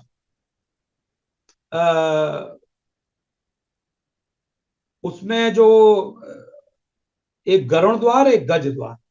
तो परकोटे में महर्षि, जो भगवान राम से जुड़े हुए जो महापुरुष हैं, महर्षि वाल्मीकि हैं, विश्वामित्र हैं, अगस्त हैं और शबरी है और गुहराज निषाद हैं, अहिल्या है, इनके मंदिर बनेंगे। उत्तर दिशा में विघ्न विनाशक गणेश जी और दक्षिण दिशा में अन्नपूर्णा मंदिर रहे। तो इस प्रकार ये भी मंदिर बनेंगे। रामलला का मंदिर जब नींव खोदी गई, तो जब नींव खोदी, सब कुछ तय हो गया। सब कुछ तय होने के बाद ये तय हुआ कि अब नींव के भरी जाएगी। तो जब मंदिर की खुदाई शुरू हुई नींव की, तो उसमें से रेत निकली 27 फुट तक। सबके चेहरे पे बड़ी टेंशन हुई कि ये रेत निकल रही है, नींव कैसे बनाएंगे, क्योंकि पीछे बिल्कुल पीछे ही सरयू नदी है और अभी भी मंदिर परिसर में 16 फीट पर पानी है। मैं खुद उसको अपनी हाथों से और आंखों से देख कर आया। तो ऐसा माना गया कि वहां पर रेत है। तो जब रेत निकाली गई, 40 फीट तक रेत निकाली गई और रेत निकाल के जब बाहर फेंका गया, तो बिल्कुल ऐसा लगा कि समुद्र मंथन जैसा नजारा उत्पन्न हो गया। फिर उस रेत को एक आर्टिफिशियल चट्टान बनाई गई और उस चट्टान को उसका एक नाम दिया गया है। वो मैं आपको अभी नाम बताता हूं। इंडियन बैकफिल, मतलब उसके अंदर जो मकराना मार्बल है या रेड सॉन्ड है और जो पावर प्रोजेक्ट जो चल रहे हैं, उसकी जो राख निकल रही है थर्मल की, पावर की, इन सारी राखों को इकट्ठित करके और वो उसके अंदर भरा गया। उसमें सीमेंट वीमेंट और मोंगर ऐसा कोई नहीं, कुछ सीमेंट का प्रयोग बिल्कुल नहीं कर रहे हैं, लोहे का प्रयोग बिल्कुल नहीं हो रहा है। तो वो उसको डाला गया। डालने के बाद एक कृत्रिम चट्टान तैयार करके उस मंदिर को बनाया गया है, जिससे 1000 साल तक ना उसमें सीलन आ सकती है, ना गलन आ सकती है, ना उसके ऊपर बाढ़ का कोई प्रभाव हो सकता है। इस प्रकार वो मंदिर बनाया जाए। मंदिर बनाने में किसी भी विदेशी इंजीनियर, विदेशी व्यक्ति का कोई सहायता नहीं ली जाती। यहां तक कि भारत के बाहर जो रह रहे हैं भारतीय लोग, उनसे भी कोई मदद नहीं ले रहे हैं। विशुद्ध भारत में रहने वाले इंजीनियर, कारीगर, मजदूर ये ही उस मंदिर को बना रहे हैं। मंदिर बनाने से पहले ये देखा गया कि मंदिर 1000 साल तक कैसे अक्षुण्ण रहे, तो भारत के कई मंदिरों का अध्ययन करा गया। तो उसमें पता ये लगाया गया कि 1000 साल तक वही मंदिर प्रयुक्त हो सकता है जिसके अंदर लोहे का प्रयोग ना हो। लोहे की उम्र 100 साल होती है, ज्यादा से ज्यादा 200 साल, लेकिन मंदिर तो कई वर्षों तक टिका रहना चाहिए, इसलिए पूरे मंदिर में लोहे का कहीं प्रयोग नहीं। तो इस प्रकार मंदिर में कुल 352 खंबे हैं। उन 352 खंभों पर यह पूरा राम मंदिर टिका हुआ है। और सारे मंदिर में अगर देखा जाए तो छोटी बड़ी जितनी भी मूर्तियां इन सबको मिला लें तो इसकी संख्या 36,000, टोटल 36,000 मूर्तियां। तो इस प्रकार ये जो राम मंदिर जो बन रहा है, और न केवल राम मंदिर बल्कि हवाई अड्डा, और श्री राम जो अभी कल प्रधानमंत्री जी ने करा है, ये राम मंदिर के पास में एयरपोर्ट बन रहा है। राम भक्तों और विदेशी पर्यटकों को आने के की पहली झलक उनको हवाई अड्डे पर मिलेगी। मैं खुद हवाई अड्डा भी 3 दिन पहले गया था, देख कर आया था। तो हवाई अड्डे पर घुसते ही आपको पता लग जाएगा कि प्रभु श्री राम की अयोध्या में 821 एकड़ में हवाई अड्डा बना है, और 264 नए प्रोजेक्ट शुरू हो रहे हैं विकास के। उसमें पार्क है और पार्किंग है और नई धर्मशालाएं हैं। 150 नए होटल बन रहे हैं, उसमें से 50 से ज्यादा तो 5 स्टार की कैटेगरी के होटल हैं। राम पथ, भक्ति पथ, राम की पैड़ी, तुलसी उद्यान, श्री राम म्यूजियम जैसे तमाम प्रकल्पों को तैयार करके भगवान राम की अयोध्या को एक सनातन की राजधानी, हमारी आध्यात्मिक राजधानी के रूप में प्रधानमंत्री नरेंद्र मोदी और मुख्यमंत्री योगी आदित्यनाथ, विश्व हिंदू परिषद, राष्ट्रीय स्वयंसेवक संघ के हजारों कार्यकर्ता, हमारे अधिकारी बंधु वहीं रहकर प्रवास करके एक एक छोटी छोटी चीज की चिंता करके उसको कर रहे हैं। इसके अलावा अयोध्या जी की 4 परिक्रमा होती हैं। रामकोट परिक्रमा, 5 पंचकोसीय परिक्रमा, 14 कोसी परिक्रमा और 84 कोसी परिक्रमा। इस परिक्रमा के में लगभग हर 10 किलोमीटर पर एक सुविधा केंद्र बनाया गया है। 84 कोस परिक्रमा पर श्रद्धालुओं के लिए 156 धार्मिक स्थलों को विकसित किया गया है, और 275 किलोमीटर लंबे 84 कोस परिक्रमा मार्ग का तो पूरा ही नवीनीकरण कर दिया है। तो इस प्रकार भगवान राम की अयोध्या बड़ी बिल्कुल भगवान राम के अनुरूप ही उस अयोध्या का निर्माण किया जा रहा है। बंधुओं में यहाँ पर मैं कुछ नाम आपको लेना चाहूंगा जिन्होंने संघर्ष करा। उसमें सबसे पहला नाम मेरे जो ध्यान में आता है वो संघर्ष की प्रेरणा जिनसे हमको मिलती रही कार्यकर्ताओं को मंदिर निर्माण की, उसमें देवराहा बाबा। देवराहा बाबा के बाद में स्वामी वामदेव जी वृंदावन के वैरागी सन्यासी थे, और स्वामी वामदेव जी ने ही जितने देश भर के साधु संत थे उनको एकत्रित करा और प्रथम धर्म संसद में लेकर आए। बहुत संघर्ष करा स्वामी वामदेव जी। अभिराम दास जी दरभंगा बिहार के रहने वाले थे। निहंग फकीर चंद्र खालसा 1858 में इन्होंने संघर्ष करा, और इन्होंने राम मंदिर की रक्षा के लिए करा। स्वामी करपात्र जी महाराज, महंत दिग्विजय नाथ और महाराजा पटेश्वरी प्रसाद सिंह गोंडा के नायर केरल के अलप्पी के रहने वाले थे। हनुमान प्रसाद पोद्दार जी, महंत रामचंद्र परमहंस दास, बहुत बड़ा योगदान है इन महापुरुष, वास्तव में बहुत बड़ा योगदान। नानाजी देशमुख, और नानाजी देशमुख जब अयोध्या में मूर्तियां रखी जा रही थी तब स्वयं मौजूद थे। बाबा राघव दास जी, गोपाल सिंह विशारद फैजाबाद के ही रहने वाले थे। गुरुदत्त सिंह, प्रिया रामशरण दास जी, अशोक सिंगल जी, और आचार्य गिरिराज किशोर जी, मोरोत्पत पिंगले, ये अयोध्या आंदोलन के बहुत बड़े शिल्पी थे, संघ के प्रचारक थे। और कन्हैयालाल माणिकलाल मुंशी, महंत अवैद्यनाथ, महंत नित्य गोपाल दास, एचवी शेषाद्री जी राम जन्मभूमि आंदोलन में राष्ट्रीय स्वयंसेवक संघ की ओर से मुखर चेहरा। पूज्य के.एस. सुदर्शन जी, स्वामी वासुदेवानंद सरस्वती, प्रोफेसर राजेंद्र भैया, उपाध्याय राजू भैया, श्रीश चंद्र दीक्षित जी आईएएस ऑफिसर थे। देवरा बाबा के संग यात्रा मतलब कलश वो शिलाएं लेकर पहले यही गए। के मोहम्मद का नाम भी मैं लेना चाहूंगा, जिन्होंने इतना सुंदर शोध करा पुरातात्विक, उनके शोध की बदौलत ही ये न्यायालय में निर्णय आया। अटल बिहारी वाजपेयी, लाल कृष्ण आडवाणी, पीवी नरसिंह राव, क्योंकि आंसू गैस के गोले, जब गैस छोड़े का निर्णय हुआ तो पीवी नरसिंह राव ने कहा आंसू गैस के गोले नहीं चलाए जाएंगे। और जब 6 दिसंबर 1992 को 1:40 पर पहला गुम्मत गिरा था, तब ऐसा माना जाता है कि पीवी नरसिंह राव प्रधानमंत्री थे और कमरे में बैठ के राम नाम का जप कर रहे थे। उमा भारती हैं, स्वाध्वी रितंबरा हैं, विनय कटियार हैं, कोठारी बंधु हैं, विष्णु हरि डालमिया हैं, दाऊदयाल खन्या हैं, देवकी नंदन अग्रवाल हैं, करमवीर सिंह हैं, कल्याण सिंह हैं, मुरली मनोहर जोशी हैं और चंपत राय जी हैं, नृपेंद्र मिश्रा हैं, राजनाथ सिंह हैं, विजया राजे सिंधिया हैं और अंत में 2 नाम वर्तमान सरसंघचालक राष्ट्रीय स्वयंसेवक संघ के परम पूजनीय सरसंघचालक मोहन राव भागवत जी और हमारे देश के प्रधानमंत्री नरेंद्र मोदी। तो इस प्रकार मैं अपनी बात को समाप्त करता हूं। कौशलो नाम मुदितः स्फीतो जनपदो महान, निर्विष्ट सरयू तीरे प्रभूत धन धान्यवान। इस सरयू के तीर पर जो विराजमान है, जो नगरी जिसे अयोध्या कहते हैं, आज भी उसको अयोध्या जी कहते हैं।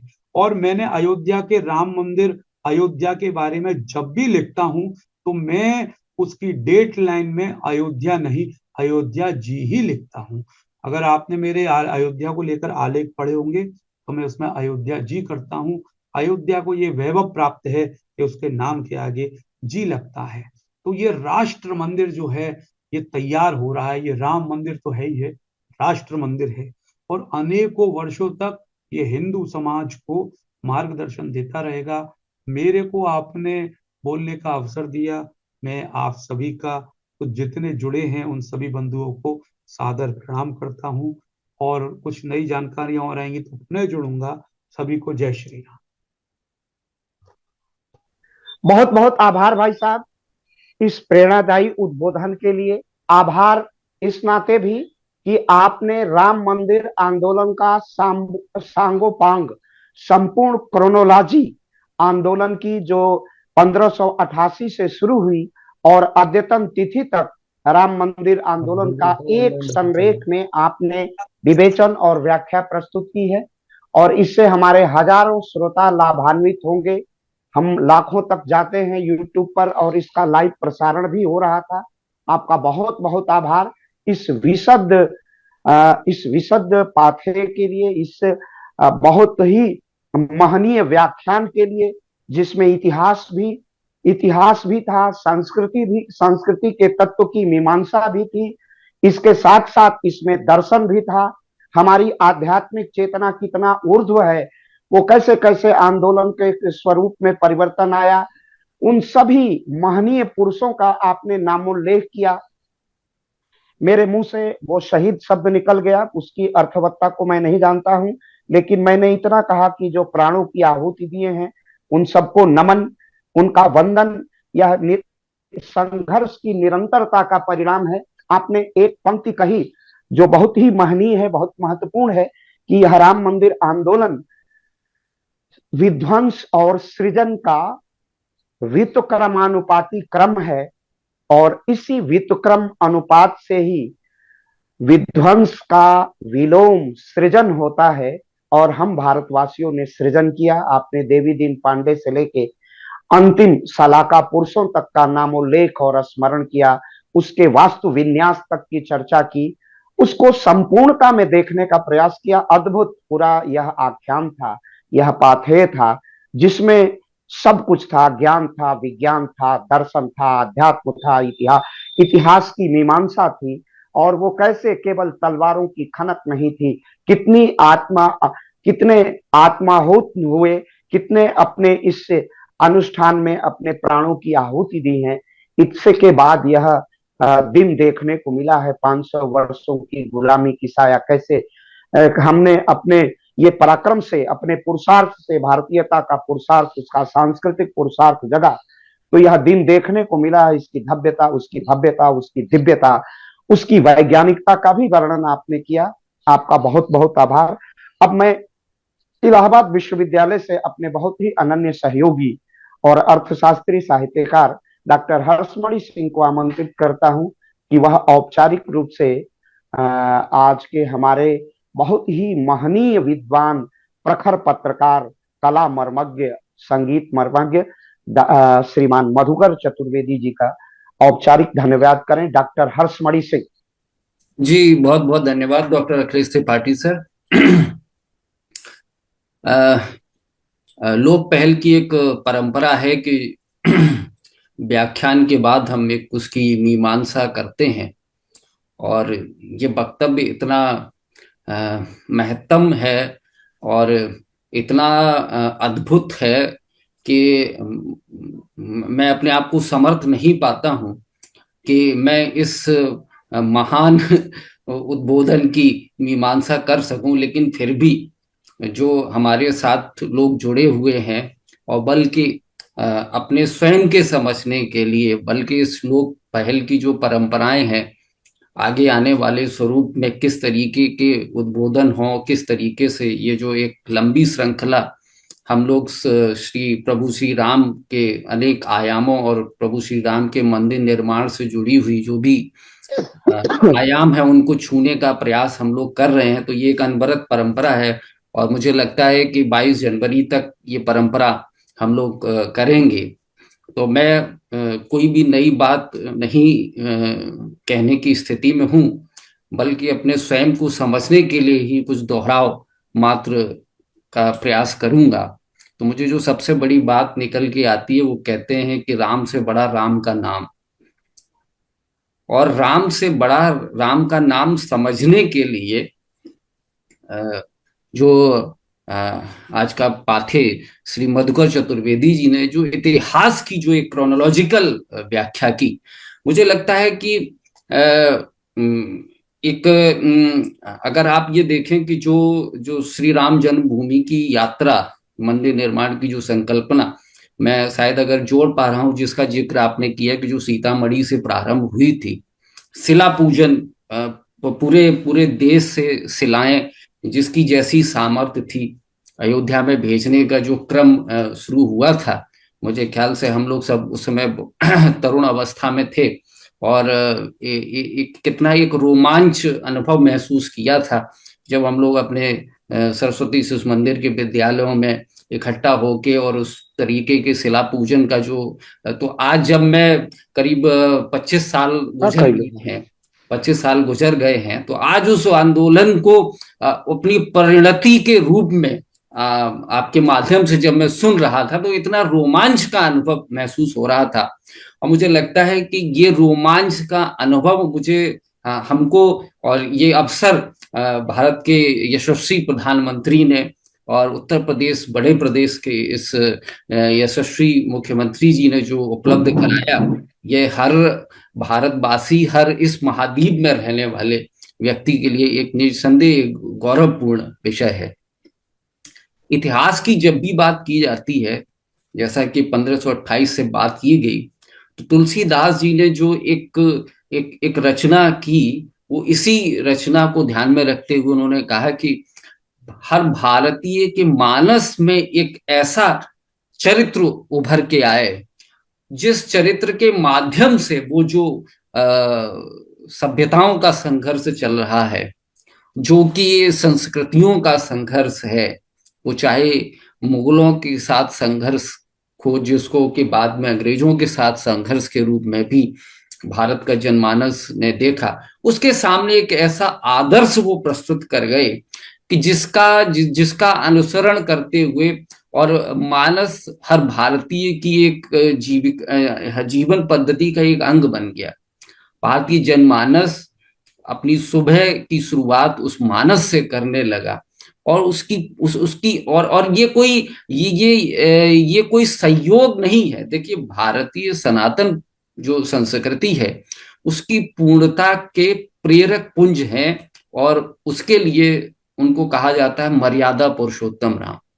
तो मर्यादा शब्द ही अपने आप में जो सनातन संस्कृति है उसका एक पूरक के रूप में लिया जाना चाहिए। न केवल मर्यादा शब्द भारत के मध्यकाल के संघर्ष के लिए ही उपयुक्त नहीं है, बल्कि आप जब देखेंगे कि भारत विश्व स्तर पर विचारधाराओं का एक तरफ बाजारवाद है या समाजवाद है या मिश्रित है, इन सब से भी जब आपस में संघर्ष होता है तो उसमें जो विजित होके जो चीज निकलती है वो मर्यादा निकलती है। और इस भारतीय उपमहाद्वीप में जिसका कि जिक्र कहा गया कि हमारे पास एक ऋतुएं नहीं है, कई सारी ऋतुएं हैं, हमारे पास कई सारी वनस्पतियां हैं, यहाँ का साहित्य विविधतापूर्ण है, इंद्रधनुषी रंग है। तो अपने आप में ये एक ऐसा उपमहाद्वीप है जो अपने आप में परिपूर्ण है और इसीलिए इस उपमहाद्वीप में जीविकोपार्जन जो है वो भूमि से जुड़ा हुआ है। भूमि से जुड़े का मतलब है कृषि से जुड़ा हुआ, और कृषि में भी वर्ग कितना सही विश्लेषण किया गया है, वर्गों का विभिन्न लोगों का जो वर्गीकरण किया गया वो काम के आधार पर किया गया। किसान का परिवार है, उस परिवार में कोई बीज छिड़कने का काम करता है, कोई उसमें खाद डालने का काम करता है, कोई उसकी रखवाली का काम करता है, कोई जब फसल तैयार हो गई तो अपने घर पर भंडारण का काम करता है, और कोई फिर उससे संवर्धित वस्तुएं बनाता है, उसे वैल्यू एडिशन करके बनाता है। तो ये कोई जो मर्यादा शब्द है, ये कोई ये पूरी भारतीय उपमहाद्वीप की, भारतीय सनातन संस्कृति का सबसे एक उत्प्रेरक शब्द है।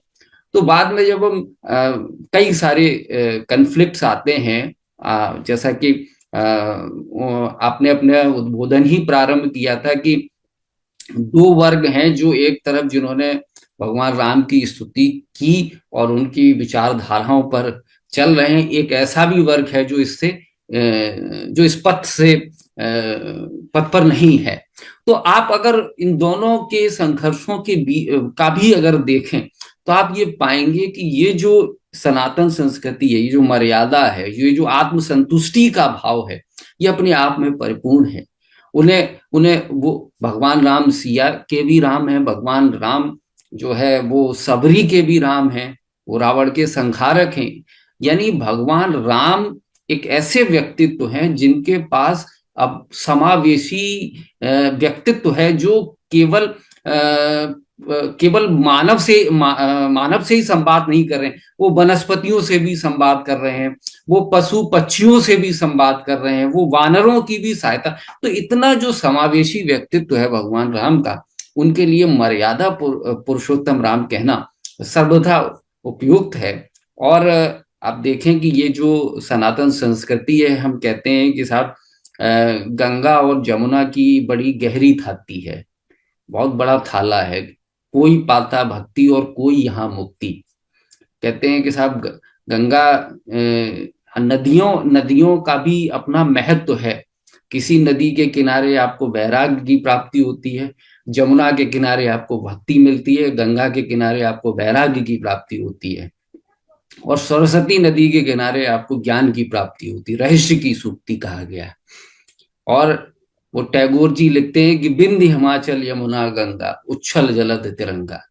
तो ये जो एक अपने आप में एक जो पूर्णता की अवधारणा है, ये न केवल हमें प्रभु श्री राम के प्रत्युत्तर में जो विचारधाराएं हैं उनका सामना करने के लिए, बल्कि मैं तो यहां तक कहता हूं कि विश्व में जो भी विचारधाराएं हैं उन सब का भी इसमें एक निदान है। वो चाहे बाजारवाद की उत्कंठा के प्रतिस्वरूप उपजी अवधारणाएं हो। अब आप ये देखें कि हम अगर प्रभु श्री राम और उनके आदर्शों की बात करते हैं तो हमें संयुक्त परिवार की अवधारणा, बहुत अच्छा आपने उदाहरण दिया था कि बच्चा अंदर एग्जाम दे रहा है, बाहर उसके माता या पिता इंतजार कर रहे हैं। और आप ये देखें कि इन्हीं चीजों की अवधारणाओं पर भारत के प्रधानमंत्री भी ध्यान रखते हैं और वो परीक्षाओं पर भी चर्चा करते हैं। आप देखें कि ये कितनी बहुत छोटी बातें हैं, लेकिन इनका बहुत फलक बहुत बड़ा है। तो मुझे लगता है कि ये जो आपने इतिहास का बहुत उदाहरण दिया, और मुझे लगता है कि आने वाली जो भी पीढ़ी है उसको इतिहास जब तक हम नहीं बताएंगे तब तक वो इस बात की महत्ता को कैसे समझेगी। तो इतिहास बहुत आवश्यक है, और इतिहास तब और आवश्यक हो जाता है जब कि इतिहास प्रायोजित हुआ हो। आपने जिक्र किया कि तुझके बाबरी में मुगल जो है वो रोज इतिहास लिखते थे, उसको शैली ही बोलते थे, रोजनामाचा। वो अपने साथ रखते थे ताकि वो अध्ययन कर सके, उनको पुनरावृत्ति न करनी पड़े। नया प्रदेश था, उसको कैसे समझा जाए, कैसे लोगों के आचार विचारों को समझाएं, कैसे हम शासन करें। तो इसलिए मुगल में जो मुगलिया हरम में जो महिलाएं थी वो इतिहास लिखने का लगातार काम करती थी। बाद में उसमें बीच बीच में संशोधन भी होते थे, आपने उसका भी जिक्र किया। तो जब ऐसे समय में एक ऐसे इतिहास और एक प्रायोजित इतिहास लिखा गया हो, ऐसे में हमारी और भी जिम्मेदारी बढ़ जाती है। मुझे आज के उद्बोधन में ये बात बहुत सलीके से, बहुत महीन तरीके से मुझे लगता है कि आपने एक बारीक से बारीक चीज का जिक्र इस भगवान श्री राम और उनके मंदिर निर्माण की जो पूरी एक पटकथा है, पूरी जो परिकल्पना है, मुझे नहीं लगता कि कोई भी बात उसमें से छूटी हुई है। जहां तक मंदिर के निर्माण की बात है, और मंदिर वास्तव में समरसता के केंद्र ही नहीं है, मंदिर हमारी शक्ति के केंद्र हैं। और मंदिर में वो आप जाते हैं और वहां से क्या लेके आते हैं, वो परिवार से, और फिर परिवार से समाज में, और फिर इस तरीके से एक प्रवाह पूर्ण होता है और एक चक्र पूर्ण होता है, उसका प्रतीक है मंदिर। तो हमें लगता है कि हमको इस रूप में देखा जाना चाहिए। बाकी आपने इतना सलीके से कि इस लेक्चर को हम लोगों को रिजर्व करके इसको चलाना पड़ेगा, कभी भी इस तरीके के रेफरेंस में कि किस तरीके की भूमिका रही, किन किन लोगों ने योगदान दिया, कौन सी परंपराएं रही जिन्होंने इस मंदिर के लिए बीच बीच में उत्प्रेरणा का काम किया, कौन कौन सी घटनाएं हुई, कहाँ कहाँ इतिहास ने हमारा साथ दिया, कहाँ कहाँ इतिहास ने नहीं। इन सबका जब भी जिक्र आएगा तो ये लेक्चर मुझे लगता है कि बहुत ही उपयोगी साबित होगा। और इसी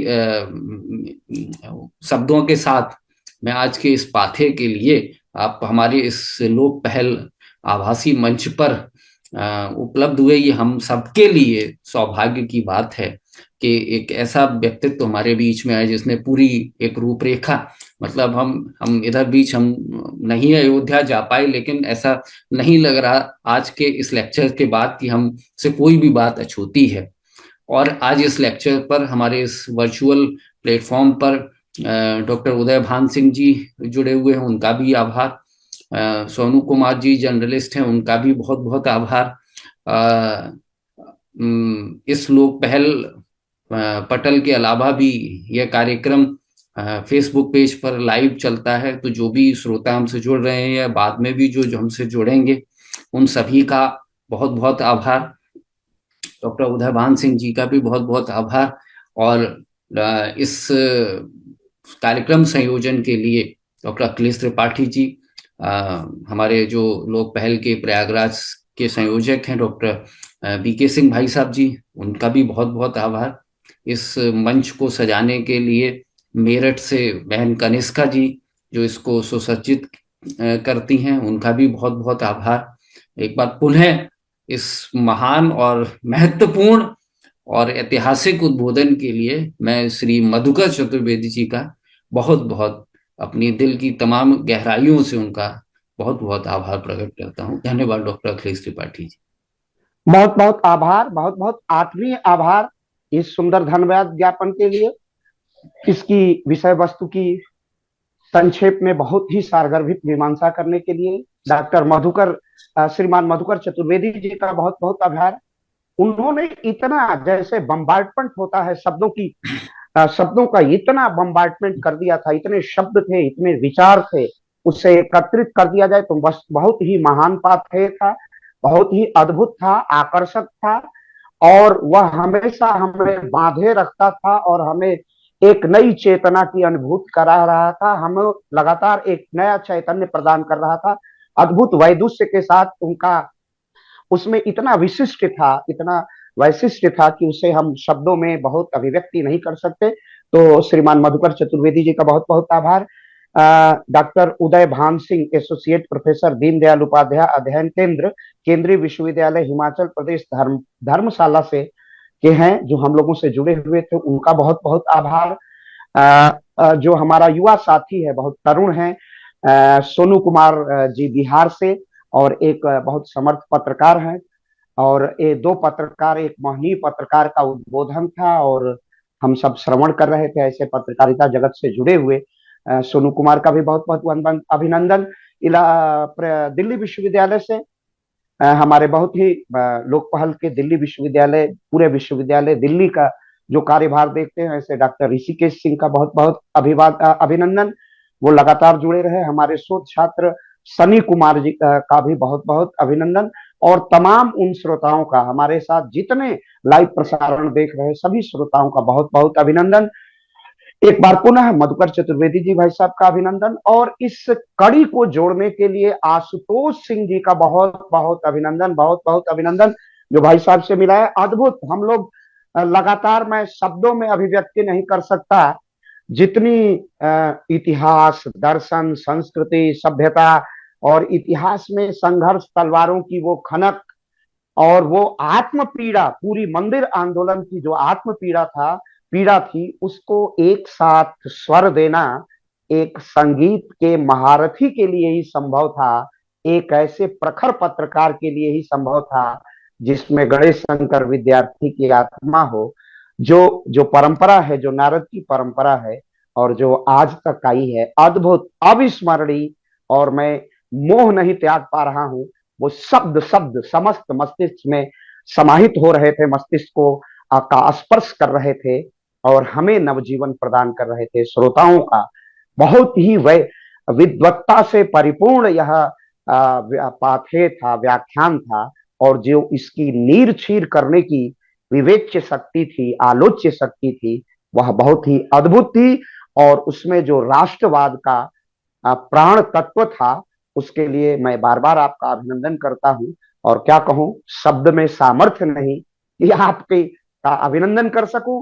पुनः आप आभासी मंच पर हमारे आएंगे और हमारे श्रोताओं को, और कभी कभी हमारे पूज्य योगी आदित्यनाथ जी ऐसे महनीय व्याख्यानों को अपने यात्रा क्रम में सुनते हैं, ये हम सबका सौभाग्य है। और निश्चित रूप से आज का पाठ्य आपका अद्भुत है, उसमें क्या इतिहास की गति है और भविष्य के पदचाप उसमें सुनाई दे रहे थे।